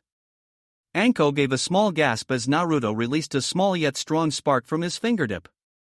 The small spark was enough to shut down Anko's heart, effectively killing the Jounin. He killed her, Hinata thought in shock, looking at Naruto, who seemed to be calm like nothing had happened. You do now what you just did, right? Hinata asked fearfully. Of course. The cursed seal of heaven automatically disappears when the user dies, Naruto explained, and Hinata sighed in relief. Why would I force Anko through the pain of forcefully removing it when the seal itself already does that? Naruto explained and pointed to Anko's shoulder. The three tomos of the cursed seal of heaven started spinning and sizzling. As they spun, a black smoke started erupting from it, and little by little, the seal started shrinking until nothing remained on her shoulder. If they didn't know any better, they wouldn't think she ever had a seal to begin with. Naruto placed one finger of her forehead and jump-started her body again. Anko opened her eyes like nothing had ever happened. Is it done? Anko asked nervously. She didn't know what she would do if Naruto answered no. You are free. Forever, Naruto replied, and Anko quickly got and hugged him, spinning him around in happiness. Are you crying? Kurenai teased, seeing Anko's watery eyes. No, Anko quickly replied. I've got to go home and tell Kakashikin. By Anko replied before quickly taking off. I've never seen her so happy, Kurenai replied, smiling until she remembered her being pregnant. Well, Kurenai said, running her hand over her stomach. I've got to break the news to Asumakin. See you later, Kurenai said and shined away, leaving Naruto and Hinata alone. That was interesting, Naruto replied, and Hinata nodded. Both of them sat down on the lotus position, facing each other. Now, Naruto said and gathered Hinata's attention. What is chakra? Naruto asked, and Hinata simply stared at him with a blank face. Oh, come on, just humor me, Naruto replied, and Hinata sighed. Chakra is the mix of the body's physical energy and the soul's spiritual energy, Hinata replied. Exactly, Naruto replied while Hinata just shook her head. We shinobi can use both of these energies separately. Some bloodlines like the Nara's shadow manipulation use more spiritual energy, making the chakra uneven. The same could be said for the Akimichi, who manipulate physical energy to grow parts of their body. Some genjutsu are even solely based on spiritual energy like the Nidain Mizukage genjutsu, Naruto explained, and Hinata raised an eyebrow. Never knew that, Hinata replied, and Naruto nodded, going on with his explanation about the origin and workings of chakra. Most of us simply mix the physical and spiritual energies in equal quantities to produce what we call chakra. Chakra is far stronger than the individual energies, and since it's made from energies that make our own body, if we use too much we die. We need a minimum of these energies to simply keep our body running, Naruto explained, and Hinata nodded. Now, senjutsu is a special kind of chakra. Senjutsu chakra is obtained when you gather what we call natural energy and mix it with the physical and spiritual energy to produce a new mixture far more powerful than regular chakra. Understand so far? Naruto asked, and Hinata nodded. What happens if this mixture isn't on equal portions? Hinata asked, curious. You said that some jutsu use physical and spiritual energies on different proportions, Hinata explained. If you place too little natural energy you don't get anything, but if you place too much you turn into stone, Naruto said, giving already a warning of the dangers. Stone? Hinata asked fearfully. Natural energy is very powerful, and there is a reason why there only been a few to be able to use this energy since the dawn of chakra, Naruto explained. Only shinobi with big chakra pools can even think of trying to learn senjutsu. If you absorb too much natural energy it can overwhelm you and turn you into a statue, Naruto explained, and Hinata nodded, taking everything in. Besides being difficult to learn, there are very few that even teach this art. Erosenin learned his from the toads, who unlike other animals share a stronger connection to nature. Hashirama learned his from his summons, the ants, and I learned from Hashirama since the foxes didn't have any senjutsu training, Naruto said. 1. This training is divided into 2 steps. First step is learning how to feel and gather natural energy, and the second step is learning how to find the perfect mix with the other 2 energies to produce senjutsu chakra. When you have enough of this senjutsu chakra you enter what is called sage mode, where your taijutsu, ninjutsu or anything chakra based get a boost. Your self-healing also receives a huge boost, Naruto finished explaining and waited for Hinata to process everything. Ready to begin? Naruto asked, and Hinata nodded. I'm going to leave a clone near you at all times. Should you ever lose control of the senjutsu chakra I will pull it out using my predapath so you won't turn into stone, Naruto said, and Hinata nodded. To be able to absorb natural energy one must become one with nature. You need to remain perfectly still, but for now I'm going to infuse some senjutsu chakra into you so you can start to feel it, Naruto said. Naruto concentrated for a few minutes until he had gathered enough natural energy to enter his sage mode. Say, Hinata started. Will I also have those kind of markings in my face? Hinata asked, curious, not that it looked bad. That is an interesting topic, Naruto replied, bringing his hand to his chin. No one really knows why, but these markings aren't always the same. My markings are like Hashirama's but in a different color, although they are completely different from Erosenin's, Naruto explained, and Hinata nodded. Naruto placed 2 fingers on Hinata's forehead and leaked a small amount of already molded senjutsu chakra to Hinata. It's so powerful, Hinata said in a strained voice as she tried to contain the powerful senjutsu chakra. Don't fight or try to constrain the chakra. Let it roam through your body, to your arms and legs, into your eyes. Embrace the chakra, Naruto advised, and Hinata tried just that. She channeled a small amount to her and activated her Byakugan on accident. Gasp, what's wrong? Naruto asked, worried. He was restraining most of the senjutsu chakra just to give Hinata a feel for it before she tried to create her own. 2 can see it, Hinata whispered. I can see the natural energy. I can see it rushing through the trees and into the leaves. I can see it running on the ground, it's everywhere. It's beautiful, Hinata said as she observed the natural energy. You mean you can see the energy with your Byakugan? Naruto asked in disbelief and Hinata just nodded. Unbelievable, Naruto thought to himself, he wasn't able to see the energy with his Sharingan. Naruto removed his hand and stopped feeding her Senjutsu chakra. Hinata's Byakugan deactivated and her vision was cut off, making her frown. Well, at least feeling natural energy won't be difficult for you. Now you need to remain perfectly still and try to feel this energy that is everywhere. Once you start to feel it, you need to grab it and merge it with your other energies to produce Senjutsu chakra, Naruto explained, and Hinata nodded, sitting on the ground in lotus position. I'll be reading my book while you try it, alright?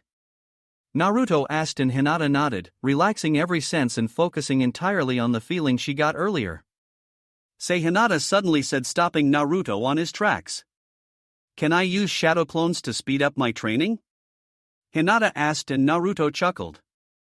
You can, but only 9 at most, Naruto said, and made enough shadow clones so that each Hinata had one Naruto. Why only 9? Hinata asked, confused. Like I said, natural energy is very powerful. By using shadow clones you split your chakra between them, lowering the quantity in each one. If make more than 9, your chakra pool will become too low for you to absorb natural energy without repercussion. And if one of your clones turns to stone, it's the end for the original as well, Naruto explained, and Hinata nodded. Let's see, Naruto thought to himself as he laid down on the ground, up against a tree, and opened his book to start reading. He looked up and smiled as he saw Hinata in deep concentration. 1 hour later, need help? Naruto asked as he noticed that Hinata was having problems remaining perfectly still. Even for someone who had extreme flexibility for combat, it was difficult. Animals were never meant to stay perfectly still like plants. I guess, Hinata mumbled behind her breath, making Naruto chuckle. The original Naruto stood in front of all of the Hinatas and slammed his hands on the ground. 10 spikes made of rock rose from the ground and stood at good 7 feet from the base. After the earth spikes were made, Naruto made another one for himself and several rock platforms. To help you keep perfectly still, you place one knees on top of the spikes and try not to fall, Naruto said, pointing towards the earth plates. Naruto picked one and jumped towards one of the spikes, landing perfectly on it. Naruto sat down and the platform didn't even waver as Naruto was completely still. Naruto chuckled as almost all of Hinata's clone fell to the ground instantly. Hinata glared at Naruto, who remained still on his own rockboard, lazily reading his book. Naruto reminded Hinata of Kakashi, the way he was reading that book, lazily going over to the next page. I'll get this eventually, Hinata thought to herself before she picked another piece of stone and jumped towards the spike. Hinata fell once again and narrowed her eyes when she heard Naruto silently laugh. You keep laughing and you will end up on the couch, Hinata playfully said. Hinata and Naruto whined, making Hinata grin. Few days later, Hinata was returning from the training grounds as she finished her Senjutsu training for the day. She was happy that she completed one of her new techniques that she was almost skipping through the road. She arrived near the Senju compound when she felt Naruto's chakra nearby. She quickly located him and went towards him only to stare at him in shock. New, Hinata thought in disbelief, shaking as she looked towards Naruto. Naruto was grinding himself against some girl.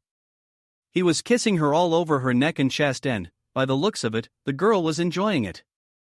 Naruto, Hinata said, gathering his attention. Oh shit, Naruto thought to himself as he stopped his ministrations and turned to see his girlfriend with a neutral face, too neutral for his taste. Wait, Naruto said, detaching himself from the girl and waving his hands in front of Hinata. I can explain, Naruto quickly said. And what is there to explain? Hinata said, narrowing her eyes at her boyfriend. I guess you grew tired of me, was that it? Hinata asked with her voice getting louder. No at all, Naruto stuttered as he tried to quickly come up with an excuse. Why, you see, point two, Naruto said, but Hinata was already in front of him. After everything we have been through, you do this to me, Hinata said in a low voice. I gave you everything and you betrayed my trust with some hussy, Hinata said with her eyes watering. Slap. Naruto was thrown backwards by a chakra-powered slap. He crashed into the building, knowing down a wall. I hate you Senju, Naruto, Hinata yelled as she ran off in tears. The other girl was just curled in ball, trying not to faint from all the killing intent that was thrown around. Chapter 48: The Death of Hyuga Hinata. Hinata was returning from the training grounds as she finished her senjutsu training for the day. She was happy that she completed one of her new techniques that she was almost skipping through the road. A pair of white eyes followed Hinata from far away, the Byakugan blazing at full power as this Hyuga shinobi tracked Hinata's movements down the road. The shinobi adorned a white silk kimono as he jumped from rooftop to rooftop, concealing himself in the shadows. He decided to keep his distance as to not being either spotted or sensed. His eyes allowed him to track Hinata's path from far away. His eyes widened when he saw Hinata arrive near Naruto, who seemed to be otherwise occupied. The shinobi kept to himself and simply observed the events unfold. I hate you Senju, Naruto, Hinata yelled, running away with tears streaming down her face. This white-eyed shinobi couldn't believe what he had seen. Hyuga Hinata had caught her supposed boyfriend with another girl, and it ended badly for Naruto. Hayashishima will want to know about this, the Hyuga shinobi thought to himself before sinking into the shadows and disappearing completely from view. With Naruto D down, Naruto replied as he pushed the debris of the wall away. Naruto coughed as he got up and cleaned his clothes from the dust. Is he gone? Naruto asked towards the girl that was curled up in the corner. Said girl got up like nothing had happened and simply nodded. You know, Naruto started getting the attention of the unknown girl. You look good in blonde, Naruto replied and watched the girl do a spin with her hair flowing in the wind. Though your clone could have been gentler with my face, Naruto replied, nursing his now bruised cheek. Poor baby, the girl said as she poofed in smoke to reveal the smiling face of Hyuga Hinata. Let me make it up to you, Hinata said and very softly kissed his now bruised cheek. Naruto got goosebumps when he felt Hinata's soft lips on his cheek. Better? Hinata playfully asked. Maybe, Naruto half lied and chuckled. What happened here? Hana asked as she came through the new door on the wall of the Senju compound. We set our plan in motion, Naruto replied, and Hinata nodded as well. And did it involve bringing down a wall? Hana asked, shaking her head. It's your daughter's fault, Naruto scoffed. Oh sure, blame me when you were the one that destroyed it, Hinata replied, making Naruto blink. After you gave me a chakra-empowered slap, Naruto sarcastically replied. Big babies, Hana thought to herself, chuckling. I still wonder why you put on this show, Hana said, curious about everything they had planned. It's simple really, Naruto began. You know that for us to do anything in the Hyuga clan we need an inside man, so to speak, so the first step is making Hinata a member of the Hyuga clan once again. Hayashi is no fool and he wouldn't simply allow Hinata to go back just because she wanted it, so Naruto explained, and Hana began to catch the big picture. While Hayashi wants Hinata back due to her being strong and somewhat famous, he doesn't want her if she can't be controlled, Naruto explained. So we put up a little show, Naruto said, smirking. We knew that sometimes Hinata was followed by a Hyuga member that would later on report to Hayashi, so we just had to wait for the perfect opportunity. Since me and Hinata have now officially broke up, Hayashi will try to comfort her by giving Hinata her family back, Naruto explained, and Hana nodded, taking everything in. We will take this opportunity to take the Hyuga clan by storm and do things that wouldn't be possible for outsiders, Hinata finished, and Naruto nodded. Do you really think you will manage to remove it forever? Hana softly asked. We will both, Naruto and Hinata replied in serious and firm voices. Only the clan head and the elders have the power to stop the cagebird seal from being enforced into the branch members. No one knows how to remove it, Hana sadly replied, and both Naruto and Hinata blanked out for a moment. Didn't you tell her? Naruto asked towards Hinata, who shrugged his shoulders. Tell me what? Hana asked, confused. Hinata used to have the caged bird seal until I removed it, Naruto asked, and Hana turned towards Hinata, shocked. Why didn't you tell me? Hana asked. Sorry, I must have forgotten, Hinata replied, chuckling, making Hana facepalt. You still won't have the power to do it, by legal terms I mean, Hana said, but Hinata shook her head in denial. There is this law back from the clan's war's time that... Hinata whispered into Hana's ears, making her eyes widen in disbelief. Really? Hana asked, and Hinata quickly nodded, bringing a small smile to Hana's face. You just wait. Our family will be whole in just a few days, Hinata replied and hugged Hana as a few tears ran down her face. Thank you, Heineken, Hana replied, hugging her daughter. Let's go home, Naruto-kun, Hinata replied, and all three of them began walking home. How long will your clone last? Naruto asked. I pumped him good with chakra. He should last a few days, and in the meantime I'll replace him when it's time, Hinata replied. With Hayashi was calmly walking through the dimming streets of Konoha. The sun was going down and Konoha began to shut down. Hayashi was walking with back straight, his head up and with a stoic look on his face as he looked towards the horizon. He had both hands on the opposing's arm's sleeve. To his side was walking Hyuga Hanabi, his younger daughter and sister of Hyuga Hinata. Hanabi was forced to walk like her father, like Konoha should be honored of them living there. Hanabi's face was cold and completely emotionless. She had a face that mirrored her father's to the last detail. Hayashishima, the main branch shinobi that was tailing Hinata, landed on the ground, kneeling before Hayashi. I have news, the shinobi informed. You may rise, Hayashi replied and watched as the Hyuga member rose and locked eyes with his clan head. What news do you have, Yasushi? Hayashi asked. It appears the Naruto-sama has betrayed Hinata-sama with another woman, Yasushi answered, and Hanabi was shocked. Though Hayashi was completely surprised and bewildered by such turn of events, his face portrayed none of those emotions. Are you certain? Hayashi asked and Yasushi simply nodded. I see, Hayashi simply replied, taking everything in. Where is she? Hayashi asked. I do not know, Hayashishima, Yasushi replied and gulped when he heard Hayashi let out a sigh. She ran away from the scene in tears after finding Naruto-sama with another girl, Yasushi informed, and Hayashi nodded. You may go, Hayashi replied. Aren't you going to help her? Hanabi slowly asked, looking up towards her father. Of course I will, she is my beloved daughter after all, Hayashi replied, smiling. But let's give her a few hours so that the betrayal may properly sink in, Hayashi thought to himself and kept walking with his daughter in tow.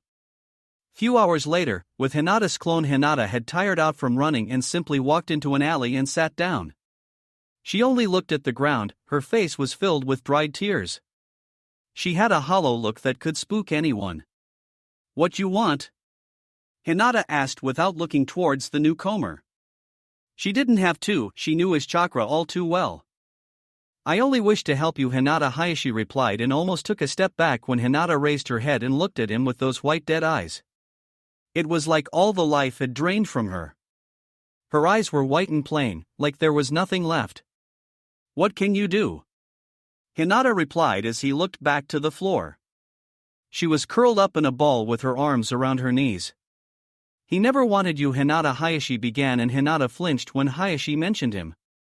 He only used you to shield himself from his pain and loneliness, and now that he's famous he doesn't need you anymore, Hayashi explained, and Hinata scoffed.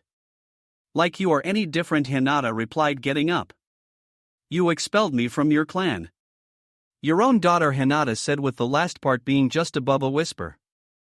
It was a mistake I deeply regret and one I intended to fix, Hayashi added. Take my hand and let me take you home. Your real home, Hayashi said, extending his arm forward. Hinata bit her lip as she hesitated. I have nothing left, Hinata said slowly and took Hayashi's hand. Hayashi smiled and brought his arm over her shoulder, leading her to the Hyuga compound, to where she belonged. Hyuga compound. Both father and daughter arrived at the Hyuga compound and were immediately greeted by the two gate guards. Was that Hinata-sama? One of the guards asked while the other could only nod. She was. It's been years since I saw little Hinata, the other guard said. I feel some changes are coming, the guard explained while his partner could only nod. Both guards belonged to the branch house and like everyone else in there, they were waiting for their hero. It was quite a sight for everyone in the Hyuga compound. Hayashi was walking with his head high, and to everyone's surprise, his daughter, and the rightful heir to the clan head position, Hyuga Hinata, was walking next to him with an equal emotionless face. Excellent, Hayashi thought to himself, surprised by Hinata's behavior. She's putting up her emotionless mask to hide the pain of Naruto's betrayal. She will do a fine clan leader in the future, Hayashi thought to himself, proud of his accomplishments. Hinata Niji called out, surprised to see his cousin in the compound and much less in the company of her father. Did I say you could treat me as such? Hinata calmly asked, turning towards Niji, who flinched at her gaze that promised pain.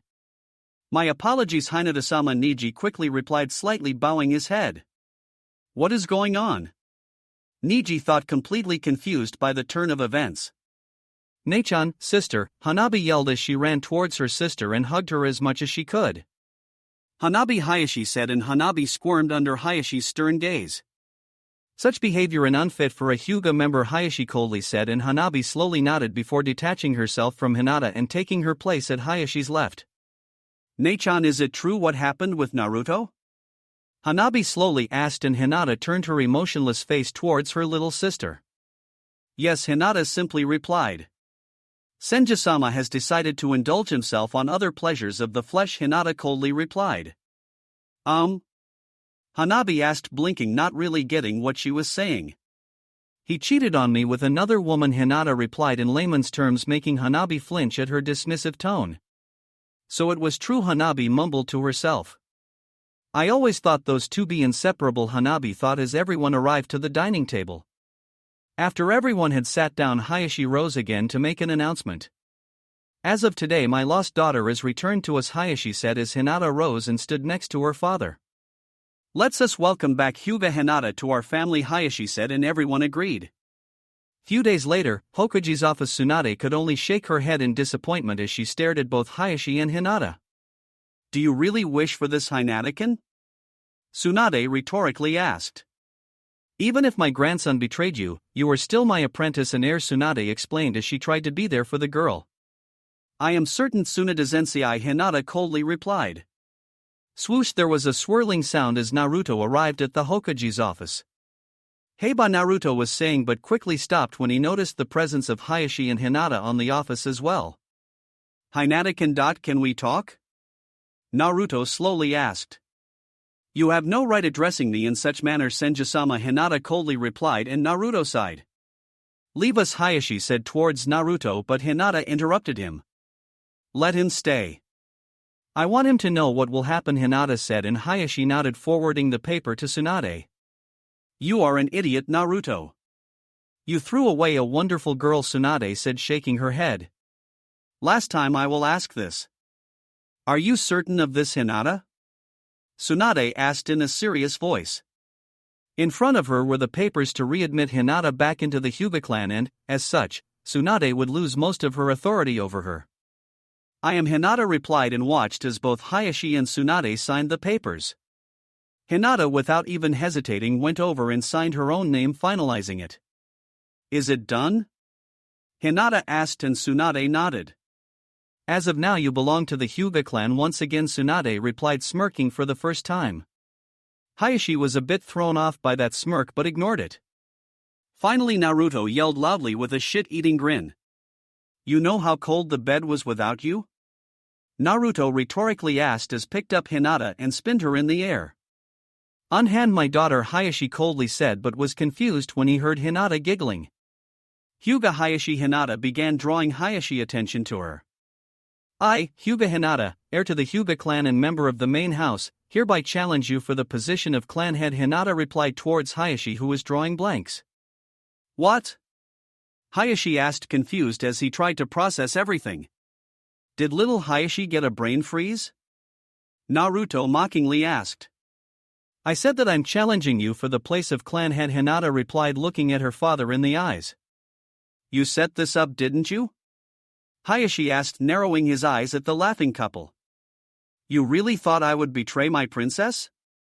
Naruto asked, shaking his head in amusement. Looks like you don't know me at all. Your spy didn't even realize that the girl I was kissing was just a transformation of the real Hinata, the other was simply a shadow clone, Naruto said, chuckling while Hayashi had his eyes widened at the fact his spy was discovered. I thought about asking Fu to take her place as a favor since we weren't sure if this transformation would fool your little spy, but it looks like the Byakugan isn't all-seeing after all, Naruto explained while Hayashi was trying his best to contain his rage at being mocked and double-crossed.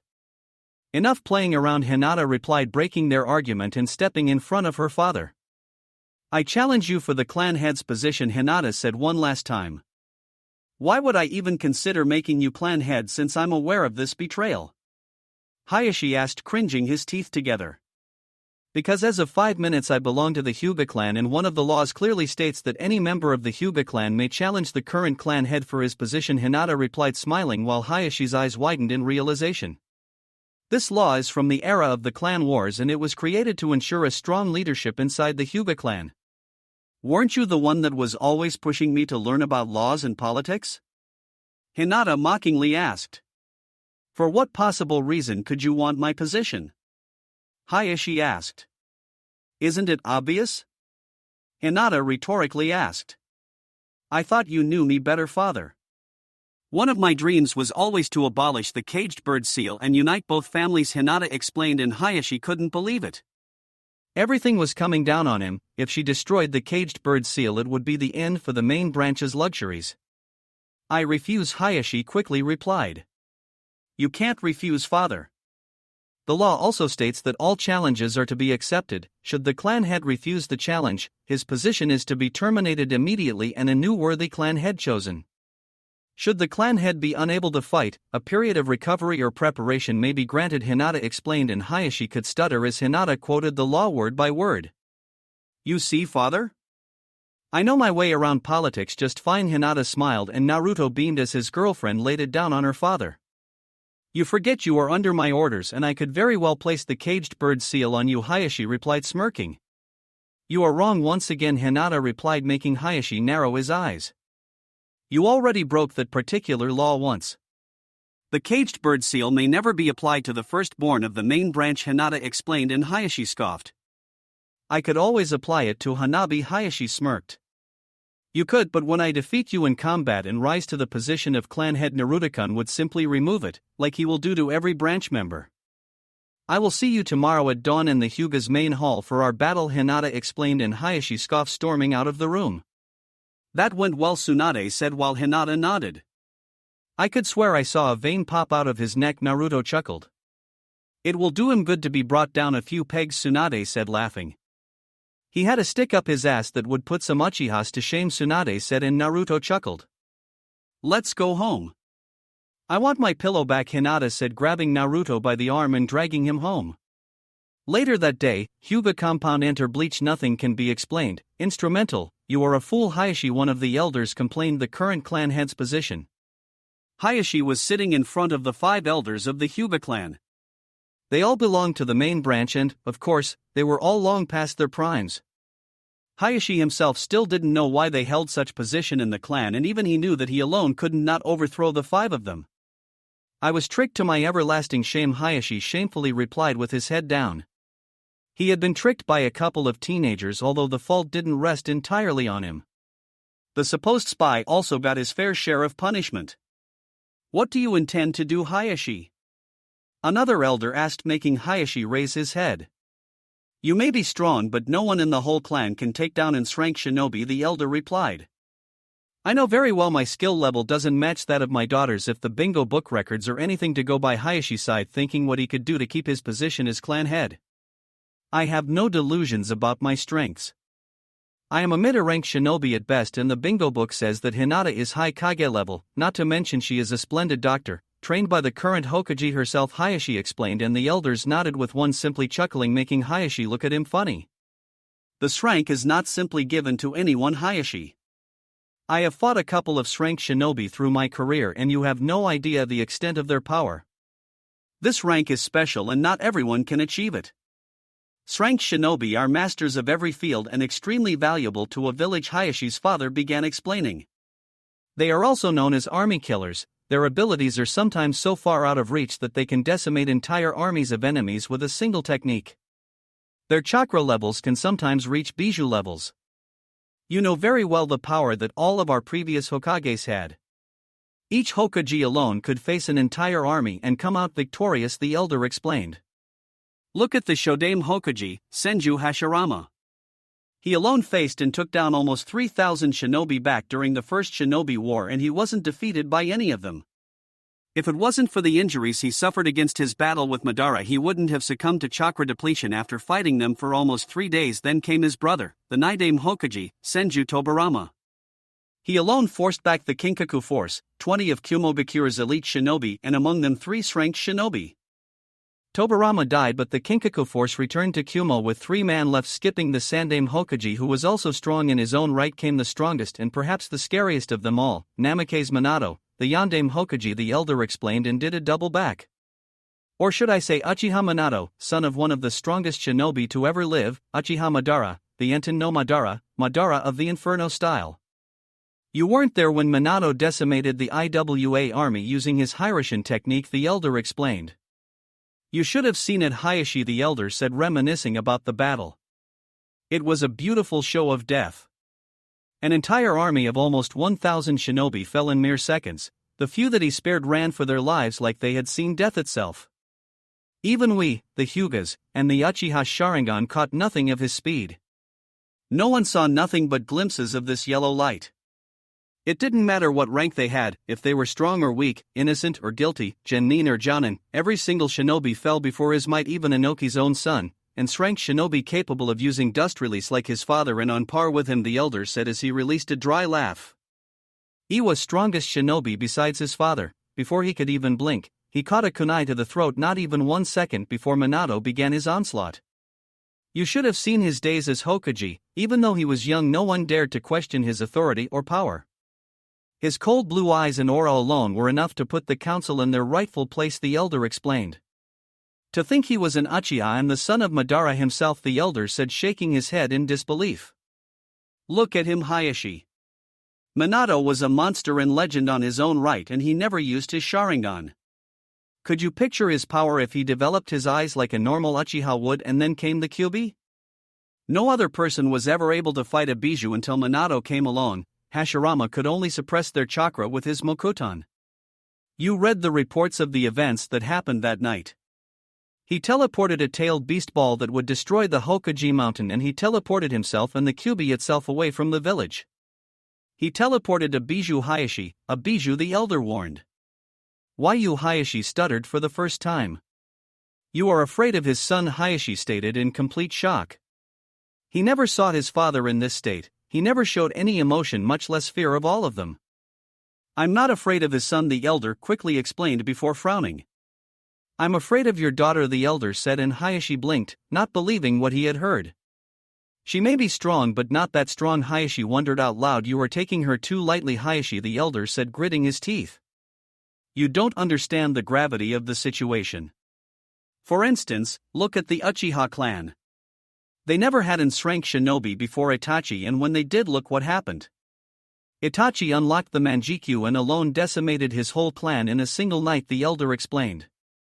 The point is that there has never been enshrank shinobi in the Hyuga clan. Only Kami knows what powers Hinata may have and how far her eyes may have advanced. Enshrank doesn't simply use others' techniques. A true shrank shinobi creates their own weapons and they alone wield them to their greatest extent, the elder finished his lecture. You think that Hinata advanced her eyes into another unknown stage, is that it? Hayashi asked in confusion, but his father shook his head. There is no other stage, that much I am certain. We have used the Juken Taijutsu style together with the Byakugan for centuries. My concern lies with other techniques for the Byakugan. You saw her style at the Chunin exams, her speed, her strength, her form. Perfect in every sense of the word, even by our standards. The elder explained. I fail to see the point, Hayashi replied. Do you really think she still stood idle and hasn't advanced her Byakugan? The elder asked, and Hayashi's eyes lighted in realization. He too did nothing more than stay in shape after achieving the rank of master at the Juken, but he knew his daughter wouldn't stay put and let her skills dull. I see you understand, the elder said, and Hayashi nodded. What can I do? Hayashi asked, troubled by the facts. You can forget about defeating her in a straight-up battle, the elder simply said, and Hayashi made no comment to refute his claims. This is what you will do. And so Hayashi and the elders planned their move to make sure their leadership would not fall. Next morning, Hyuga compound. It was a beautiful new day as the sun was just coming up at the horizon. It was still early in the day, but at the Hyuga compound every single member was rushing through the halls. Today was a very special day. After all, is not every day that the current clan head is challenged for their position, and by their own daughter no less. The branch house all had their hopes up that Hinata would win. Hinata had always been a kind person and understanding of their position. She never once used the seal on them and never treated any one of them like the slaves most main house members thought them to be. The main training ground of the Hyuga compound was surrounded by strong and sturdy stone walls about 7 feet tall. The training ground was nothing but plain rocky grounds with a single tree standing at the edge of them. By the tree stood a small lake with crystal clear water that glistened as the sun came up in the sky. All around the training grounds stood the entirety of the Hyuga clan, at least all those that weren't on missions or busy with other duties. To the left side stood the branch house. Their looks filled with expectation seeing the prodigal return of Hyuga Hinata. To the right side stood the main house. All of them had impassive gazes, but beneath that, anyone could feel their apprehension. It's not every day that the strongest shinobi of the Hyuga clan is challenged to a battle, and one that held a big prize for the victor. Such prize was the position of clan head, and such position could not be taken from the victor, unless the victor was later on defeated as well. Next to the main house, hidden almost from view, were the 5 elders sitting down on some pillows. In fact, they were the only members sitting down, and they held a quite good position to watch the match that would ensue in just a few moments. In the middle of the arena we could find one of the main persons of this event. Hyuga Hayashi was sitting in the middle of the training ground in lotus position with his back perfectly aligned. His legs were crossed with his feet placed on the opposing thighs and each hand resting effortlessly on each knee.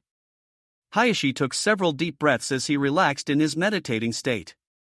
A small wind rustled around him as he released his breath and his chakra flared ever so slightly. Meditating is one of many methods of training chakra control, improving your reflexes, but most importantly, to be able to focus on the task at hand. Meditating teaches one patience, calm and concentration. Hayashi slowly opened his eyes as a familiar swirling sound could be heard echoing around the training ground.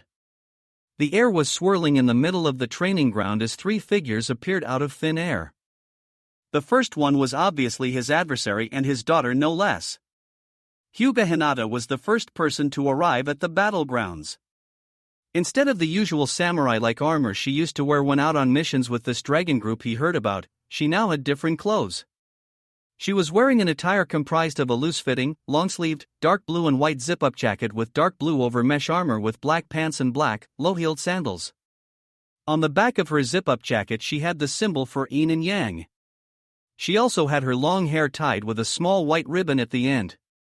/N, check profile for picture. Hayashi also wore appropriate attire comprised solely of a white silk kimono. Hayashi was an expert at taijutsu, so he needed to be flexible, and this attire would suffice him rather well. Mesh armor was useless against Juken strikes, so that would only slow him down, and he needed any advantage he could get. The swirling came to an end as both Hokage and her grandson stood there, standing side by side with Hinata in the middle looking straight at her father.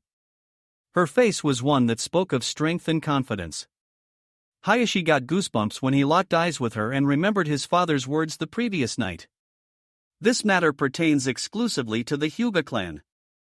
"You have no right being here, Hokage-sama," one of the elders said as politely as he could without insulting Tsunade.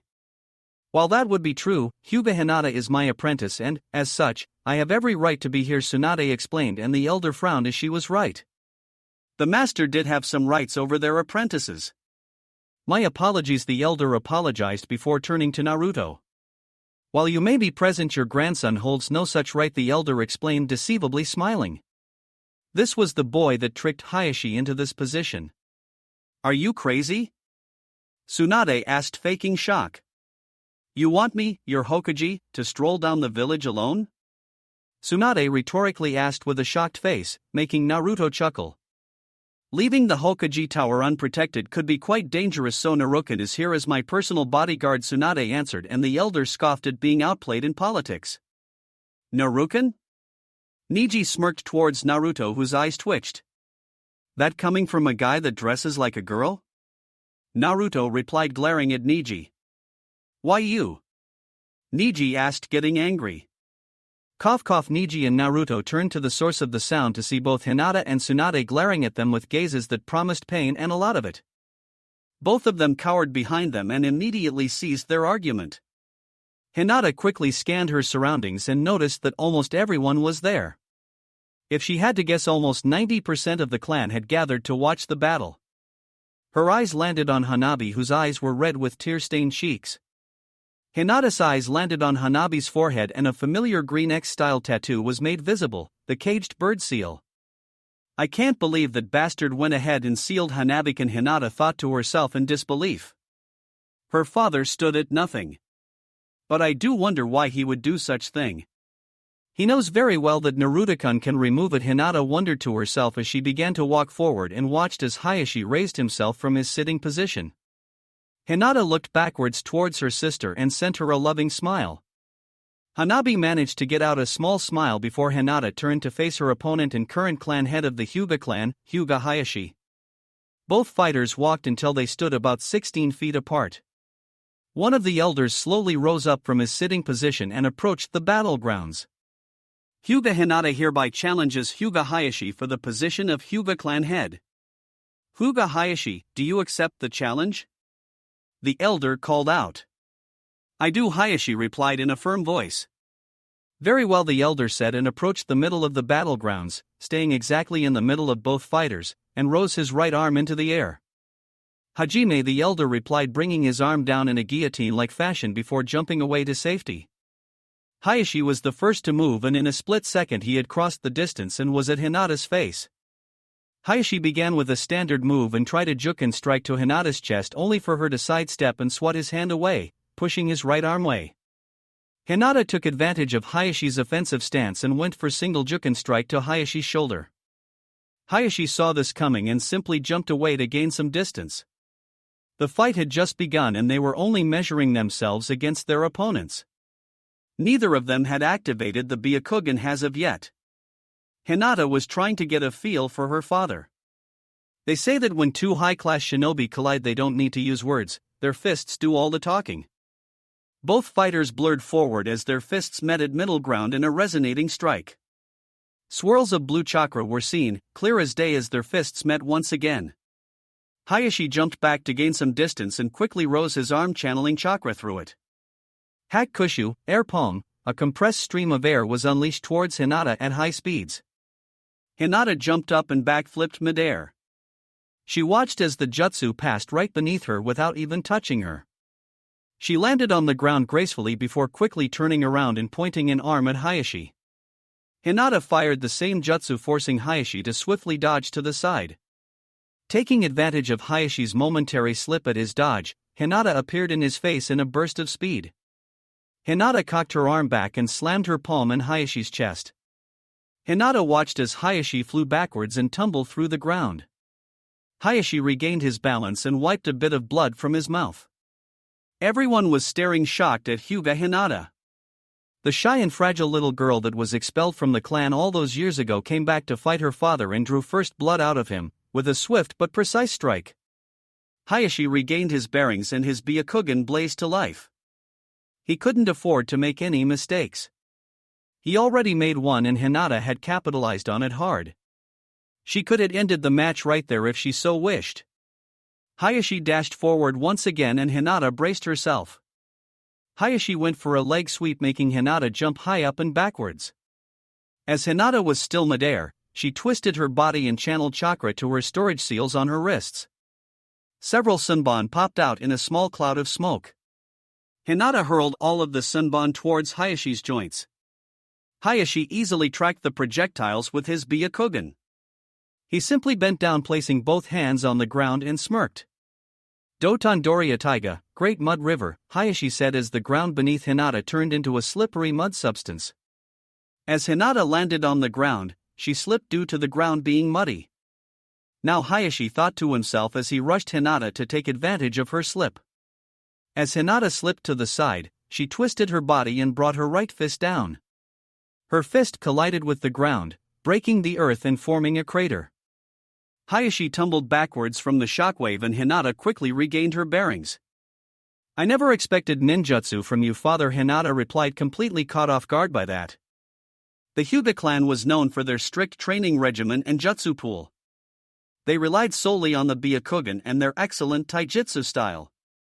You should be happy, Hayashi said, getting up and dusting his clothes. I realized that I would not be able to defeat solely with my taijutsu style, so I brushed up on a few ninjutsu last night, Hayashi explained, and Naruto chuckled. Give him the threat of losing his position and that alone forces him to learn Earth Ninjutsu. Naruto chuckled while all the Hyugas were surprised. Elemental ninjutsu was a big no in the clan and now the clan head himself was displaying it. I was going to focus solely on taijutsu as respect to the clan but now I see no point in this, Hinata explained. Dai Hak Kushu, large air palm, Hinata said and pumped her arms with an abnormal amount of chakra. The result was very powerful and fast compressed wind ball that before Hayashi could blink, it was upon him. Hayashi saw no other alternative as it was simply too late to even think about dodging. Kaiten, heavenly spin, Hayashi said as he started spinning and a large blue dome formed around him. The wind ball clashed with Hayashi's ultimate defense and overpowered it, sending Hayashi sailing through the air. Hayashi maneuvered and easily landed on the ground. Hayashi regained his footing and looked around for Hinata. Suddenly he felt something block his sun. Hayashi looked up to see Hinata with her leg raised high up. Sutenkyaku, heavenly foot of pain, Hinata said as she smashed her heel on the ground, breaking the ground and blasting Hayashi away into the air.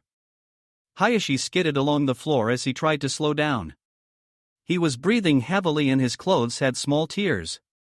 The dust cleared and Hayashi looked towards Hinata to see her with a determined face.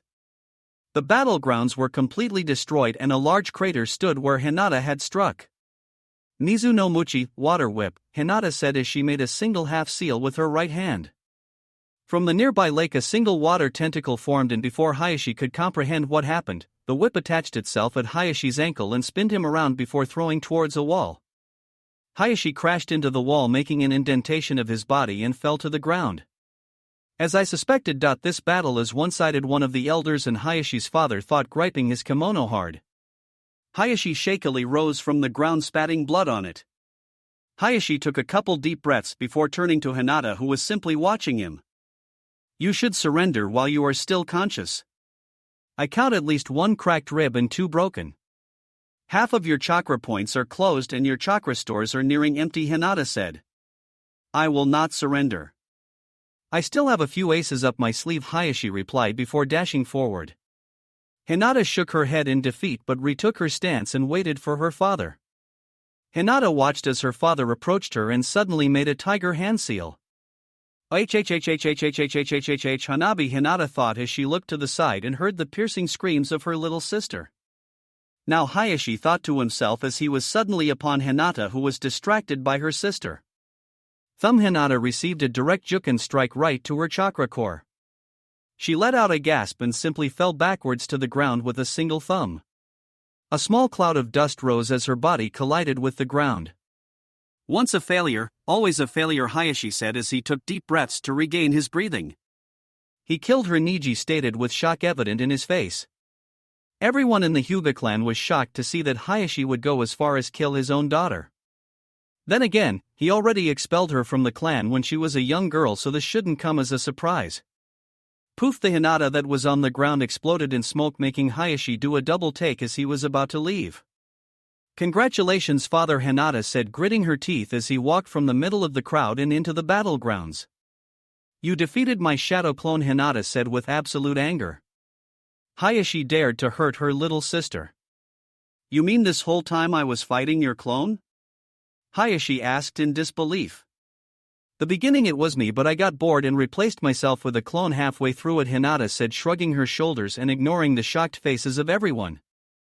You hurt my little sister and I'm going to make sure you will never hurt anyone else in this family, Hinata said as her Byakugan blazed and she took her stance. Before Hayashi could even blink, Hinata was suddenly at his face with 2 fingers pressed strongly against his shoulder. Hayashi let out a strained gasp as he felt some foreign chakra enter his system. Rghhhh, Hayashi screamed as he fell to the ground on his knees. Hinata jumped backwards and watched as Hayashi nursed his right arm. To everyone's shock, including Naruto and Tsunade, Hayashi's right arm started turning gray, starting at the shoulder joint and quickly spreading into his arm, down his elbow and into his fingers. What is this? Hayashi stuttered as he tried to ignore the pain, but it was too much to simply discard. He couldn't comprehend what was happening. The foreign chakra that Hinata injected was overpowering his own. Hayashi looked at his hand and watched as his fingers started to become gray and unresponsive to his movements. Once the whole arm was gray, it simply dangled from his shoulder completely limp. Hayashi's arm had been completely petrified in just a few seconds. "What did you do?" Hayashi asked in desperation. "I made sure you would never hurt anyone, either by using the caged bird seal or not. I turned your arm into stone. The process is irreversible and you will never use it again," Hinata explained without a shred of remorse. "My father was right. She's a monster," Hayashi thought in fear as he stumbled to the ground. The Hyuga clan members were staring in shock and bewilderment at Hinata. She had just used the Juken-style taijutsu but made it far more deadly. With a single strike to his shoulder, Hinata had transformed Hayashi's arm into stone. "You should consider yourself lucky. If I had chosen to hit your chakra core or heart, you would have been completely petrified," Hinata explained. "How did she do it?" Tsunade asked out loud, and only Naruto chuckled. He had felt the energy when Hinata had used it. Hinata infused Senjutsu chakra into Hayashi with her Juken style. "The Senjutsu chakra is too powerful, and if not controlled that happens," Naruto said, pointing towards Hayashi's now limp arm. "Since I won this match, I am now the clan head of the Hyuga clan," Hinata answered, and no one dared to defy her. Not after what they had just witnessed. Hinata had turned living flesh into stone. "My first act as Hyuga clan head is to abolish the caged bird seal," Hinata said, and the main house erupted in protest while the branch house were all overjoyed. "Enough!" Hinata's voice echoed through the clearing with enough authority. "Silence everyone. Hinata-sama, please think of the ramifications," one of the elders pleaded to the new clan head. The plan to use Hanabi as a distraction and kill Hinata had backfired since they didn't expect her to be this strong. "I already thought. The branch house were never your slaves, neither they shall remain to be." "Naruto-kun, if you please," Hinata said, and Naruto nodded before making dozens of shadow clones. Each shadow clone took a branch member, and in just a few minutes the caged bird seal was removed from everyone. "I won't allow it," one of the elders said as he rose from his seat. "I challenge you for the position of clan head," the elder said, and Hinata chuckled. "I figured as much, but you will be unable to do so, as in just a few minutes all of the elders along with my father will be placed in jail," Hinata said, chuckling, getting confused faces from everyone. "How so?" Niji asked, joining the discussion as reattached his headband to a now perfectly clean forehead. "Because of me," a soft voice echoed through the clearing, and everyone turned towards the newcomer. Hahana Hayashi barely managed to get out as he and everyone else stared at the Hyuga standing in the entryway. "Hello, dear," Hana replied with a low and soft voice, betraying none of the anger she held for him. "Surprised to see me?" Hana asked, smiling. "But you can't be alive," Hayashi said out loud, pretty much summing the thoughts of everyone else. "We buried you," Hayashi said in shock, making Hana chuckle. "I too thought to be dead, but imagine my surprise when I wake up in the hospital after being in coma for almost 14 years," Hana smoothly replied. Both Hana, Naruto, Hinata and Tsunade had agreed to a cover story to hide Naruto's powers. "What about the body we buried?" one of the elders asked, confused by this whole ordeal. "A simple fake body," Hana replied, and turned to glare at her husband. "It looks like that poison you gave me didn't quite finish the job," Hana replied, and suddenly all eyes were on Hayashi, waiting for an explanation. "He didn't tell you, did he?" Hana rhetorically asked. "My wonderful husband here and our beloved elders fed me a special drug to try and abort Hanabi," Hana said, and heard gasps from everyone, including Hanabi. He was displeased as to how Hinata didn't meet his expectations and wanted a male heir. "So unknowingly to me, he and the elders gave me daily doses of the poison, but I didn't give up. I gave birth to Hanabi and fell into a deep coma," Hana explained. "The Hokage at the time knew that something was wrong and simply faked my death, keeping me on life support until Hinata stumbled upon my room in the hospital and managed to awake me," Hana explained. "Is this true, Hayashi?" Tsunade asked, glaring at the former clan head. "I do not know what she speaks about," Hayashi simply replied. "Please," Hana snorted. "One of the elders decided to gloat and explain everything to me moments before I supposedly died," Hana explained, pointing towards one of the elders, especially towards Hayashi's father. "Well," Tsunade stated, trying to get answers from Hayashi or either of the elders. When Hana first told Tsunade of her cause of death, she couldn't believe it. "Do it," Tsunade said to Naruto, and he nodded, making his Sharingan blaze to life. Several chains erupted from the ground behind one of the elders, pinning him to the ground on his knees. The elder struggled to get free as he watched Naruto calmly walk towards him. Naruto kneeled at the same level of the elder and locked eyes with him, Sharingan into Byakugan. Genjutsu Sharingan, Naruto whispered as his Sharingan started spinning and hypnotizing the Hyuga elder. In just a few seconds the elder stopped struggling and was simply drawn into Naruto's blood-red eyes. The elder's eyes became almost hollow and Naruto knew that his genjutsu was in effect. Naruto got up and nodded for Tsunade to begin. "Did you poison Hyuga Hana?" Tsunade asked towards the hypnotized elder. "Yes," the elder replied in a monotone voice, shocking everybody around. "And who else was involved in this plot?"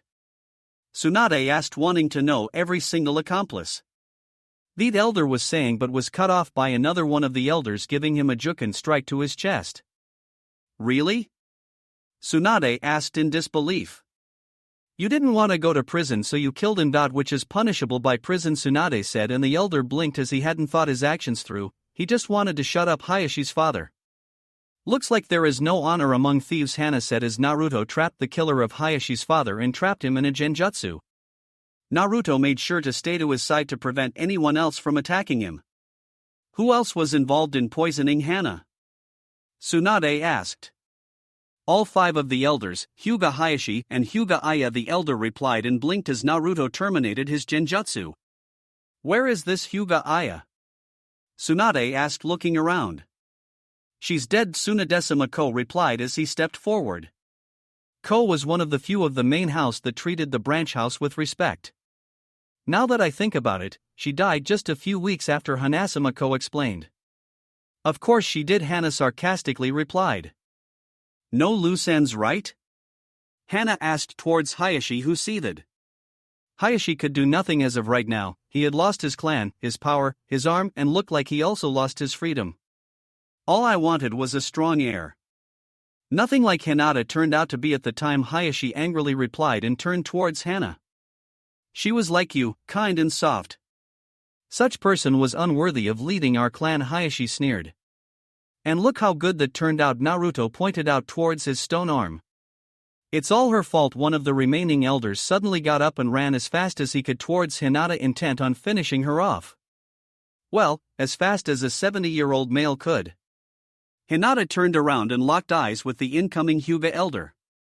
"Senpu, Sage Arts," Hinata said as her face became filled with dark purple markings. The markings extended from her diamond-shaped figure on her forehead and went down to her eyebrows, skipping her eyes, down her cheeks and into her jaw. Her white eyes seemed to have an unusual silver glow to them. "Sekonomi, petrifying eyes, 1," Hinata said as her eyes seemed to slightly give off a silver pulse. The incoming elder let out a gasp as his eyes turned completely gray and started branching out into the rest of his head. The elder stumbled as his head had already been completely petrified and stopped walking. He moved his right arm forward as if to reach to something and stopped moving, completely turned into stone. "Holy!" Naruto yelled when he felt the burst of Senjutsu chakra that left Hinata's eyes. By using the natural energy all around her, Hinata is able to infuse anyone with Senjutsu chakra, effectively turning them into stone and without them even realizing it. "That is what I call a stare. Man, I got my own Medusa," Naruto chuckled, giving Hinata thumbs up. "Thank you, Naruto-kun," Hinata said, turning around, and all hell was unleashed. The branch house saw the elder being petrified by looking into Hinata's eyes, and when she turned around and looked towards them, every single member of the branch house stumbled as they quickly turned around to avoid looking into Hinata's eyes, and in the process they bumped into each other. "While my sage mode is active, only the people I choose get petrified. You can still look at me," Hinata explained, and watched as the members slowly got up from the ground, and one after the other, not being petrified, they lost their fear. Hinata turned back to face the remaining elders and main house. She slowly walked towards the statue in the middle of the training's grounds. "Is it not strange that one should die not by hands of their enemies, but at the hands of their own blood?" Hinata said sadly and walked towards her father. "I was willing to forgive you for expelling me from the clan, but I couldn't after you almost killed my mother and sealed my little sister." "You dug your own grave, Hayashi," Hinata said sadly and walked away.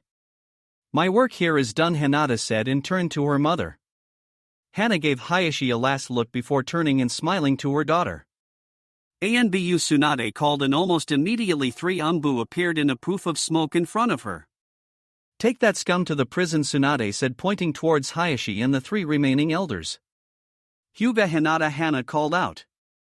I, Hyuga Hana, hereby challenge you for the position of clan head, Hana said, and everyone's jaw dropped. Everyone in the Hyuga clan thought those two were together in this. I except Hinata replied smiling. And I forfeit, Hinata said, and everyone face vaulted. As the new Hyuga clan head, my first decision is to banish Hyuga Hinata from the Hyuga clan permanently, Hana said, and everyone was surprised. What was going on? Hinata had joined the clan and now she was expelled again. Thank you, my Heineken, Hana said, hugging her daughter, leaning in to whisper. You found a very good man in Naruto. I hope you live a wonderful life, Hana whispered. Thank you, mother, Hinata said, breaking the hug. I'll come visit when I can, Hinata said, and Hana watched as her daughter left the compound with Naruto by her side, like he had always been. What are you all looking at? Hana rhetorically replied, making every Hyuga member flinch. Just joking. It's time for us to turn a new leaf in the Hyuga clan, Hana began. I know that most of the former branch house hold grudges against the main house, but I hope you can let go, and I say the same to the main house. I will not tolerate any fighting on the clan. Do I make myself clear? Hana said, glaring at everyone, and watched as everyone quickly nodded. Good. Let's return to our jobs, Hana said, and everyone walked away. The training ground could be fixed tomorrow and suitable place for the elder statue be found. A martyr never to be forgotten. Later that day, Hokage Monument, after that commotion of the Hyuga clan had finally died down, the night quickly followed as well. Naruto was at the top of his father's head, calmly watching the starry sky. He looked down on the village and saw thousands of lights. From his position, Naruto could see the whole village. Here you are, Naruto heard and turned around to see Hinata approaching. It always surprises me how beautiful the village looks at night, Hinata replied, stopping next to Naruto. What did you call me for? Hinata asked.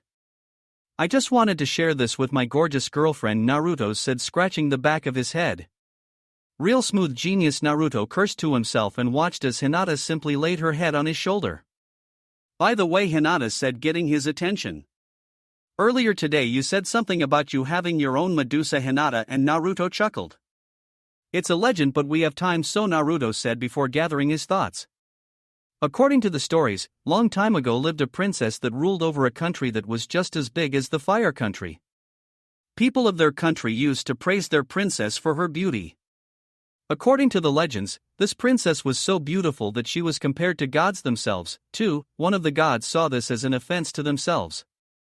They decided to punish this princess for so foolishly being compared to gods. They cast a terrible curse upon her so that anyone that gazed directly into her would be turned into stone for all eternity. That's why I said that when I saw you do the same thing today, and you certainly are beautiful enough, Naruto said, smiling. You are right about one thing, Hinata said, and Naruto raised an eyebrow. I'm yours, Hinata said, kissing him on the lips. And you're mine, Hinata said lovingly. It's now or never, Naruto thought to himself, gulping and gathering his nerves. Naruto split away from Hinata and kneeled on one knee. Naruto's heart was racing as he channeled chakra into one of his storage seals, and a small square box popped out. Hinata gasped when she saw Naruto kneeling in a small box on his hand. Is HHE.no? No, don't faint now, Hinata thought to herself as she also tried to keep a heart rate in check. Naruto opened the small box and Hinata saw perhaps the most beautiful ring she had ever seen. You were always with me since the very beginning, Naruto began. You were the first person to show me kindness and love. You were my first friend, my girlfriend, and now my greatest love. You were there when I was feeling alone and lost. You were there when I was called a monster, and you were there when I was thrown from stores and feeling lonely. There is nothing I wouldn't do for you, so, Hinata, will you marry me? Naruto asked as he displayed his ring for her to see. You are such a knucklehead, Hinata replied lovingly and making Naruto hesitantly raise his head to look at her. Of course I do, Hinata lovingly replied, and Naruto immediately got a smile that threatened to split his face. He slowly took the ring from his box and tried to place it on her finger. Keyword being tried as he couldn't stop shaking. With a hand from Hinata he finally managed to do it. It's gorgeous, Hinata said, raising her hand to the air, and watched as the ring sparkled under the moon's light. The ring wasn't too big or had any fancy cut or design. It had the symbol for yin and yang with the yang symbol in light purple and the yin side in shining silver.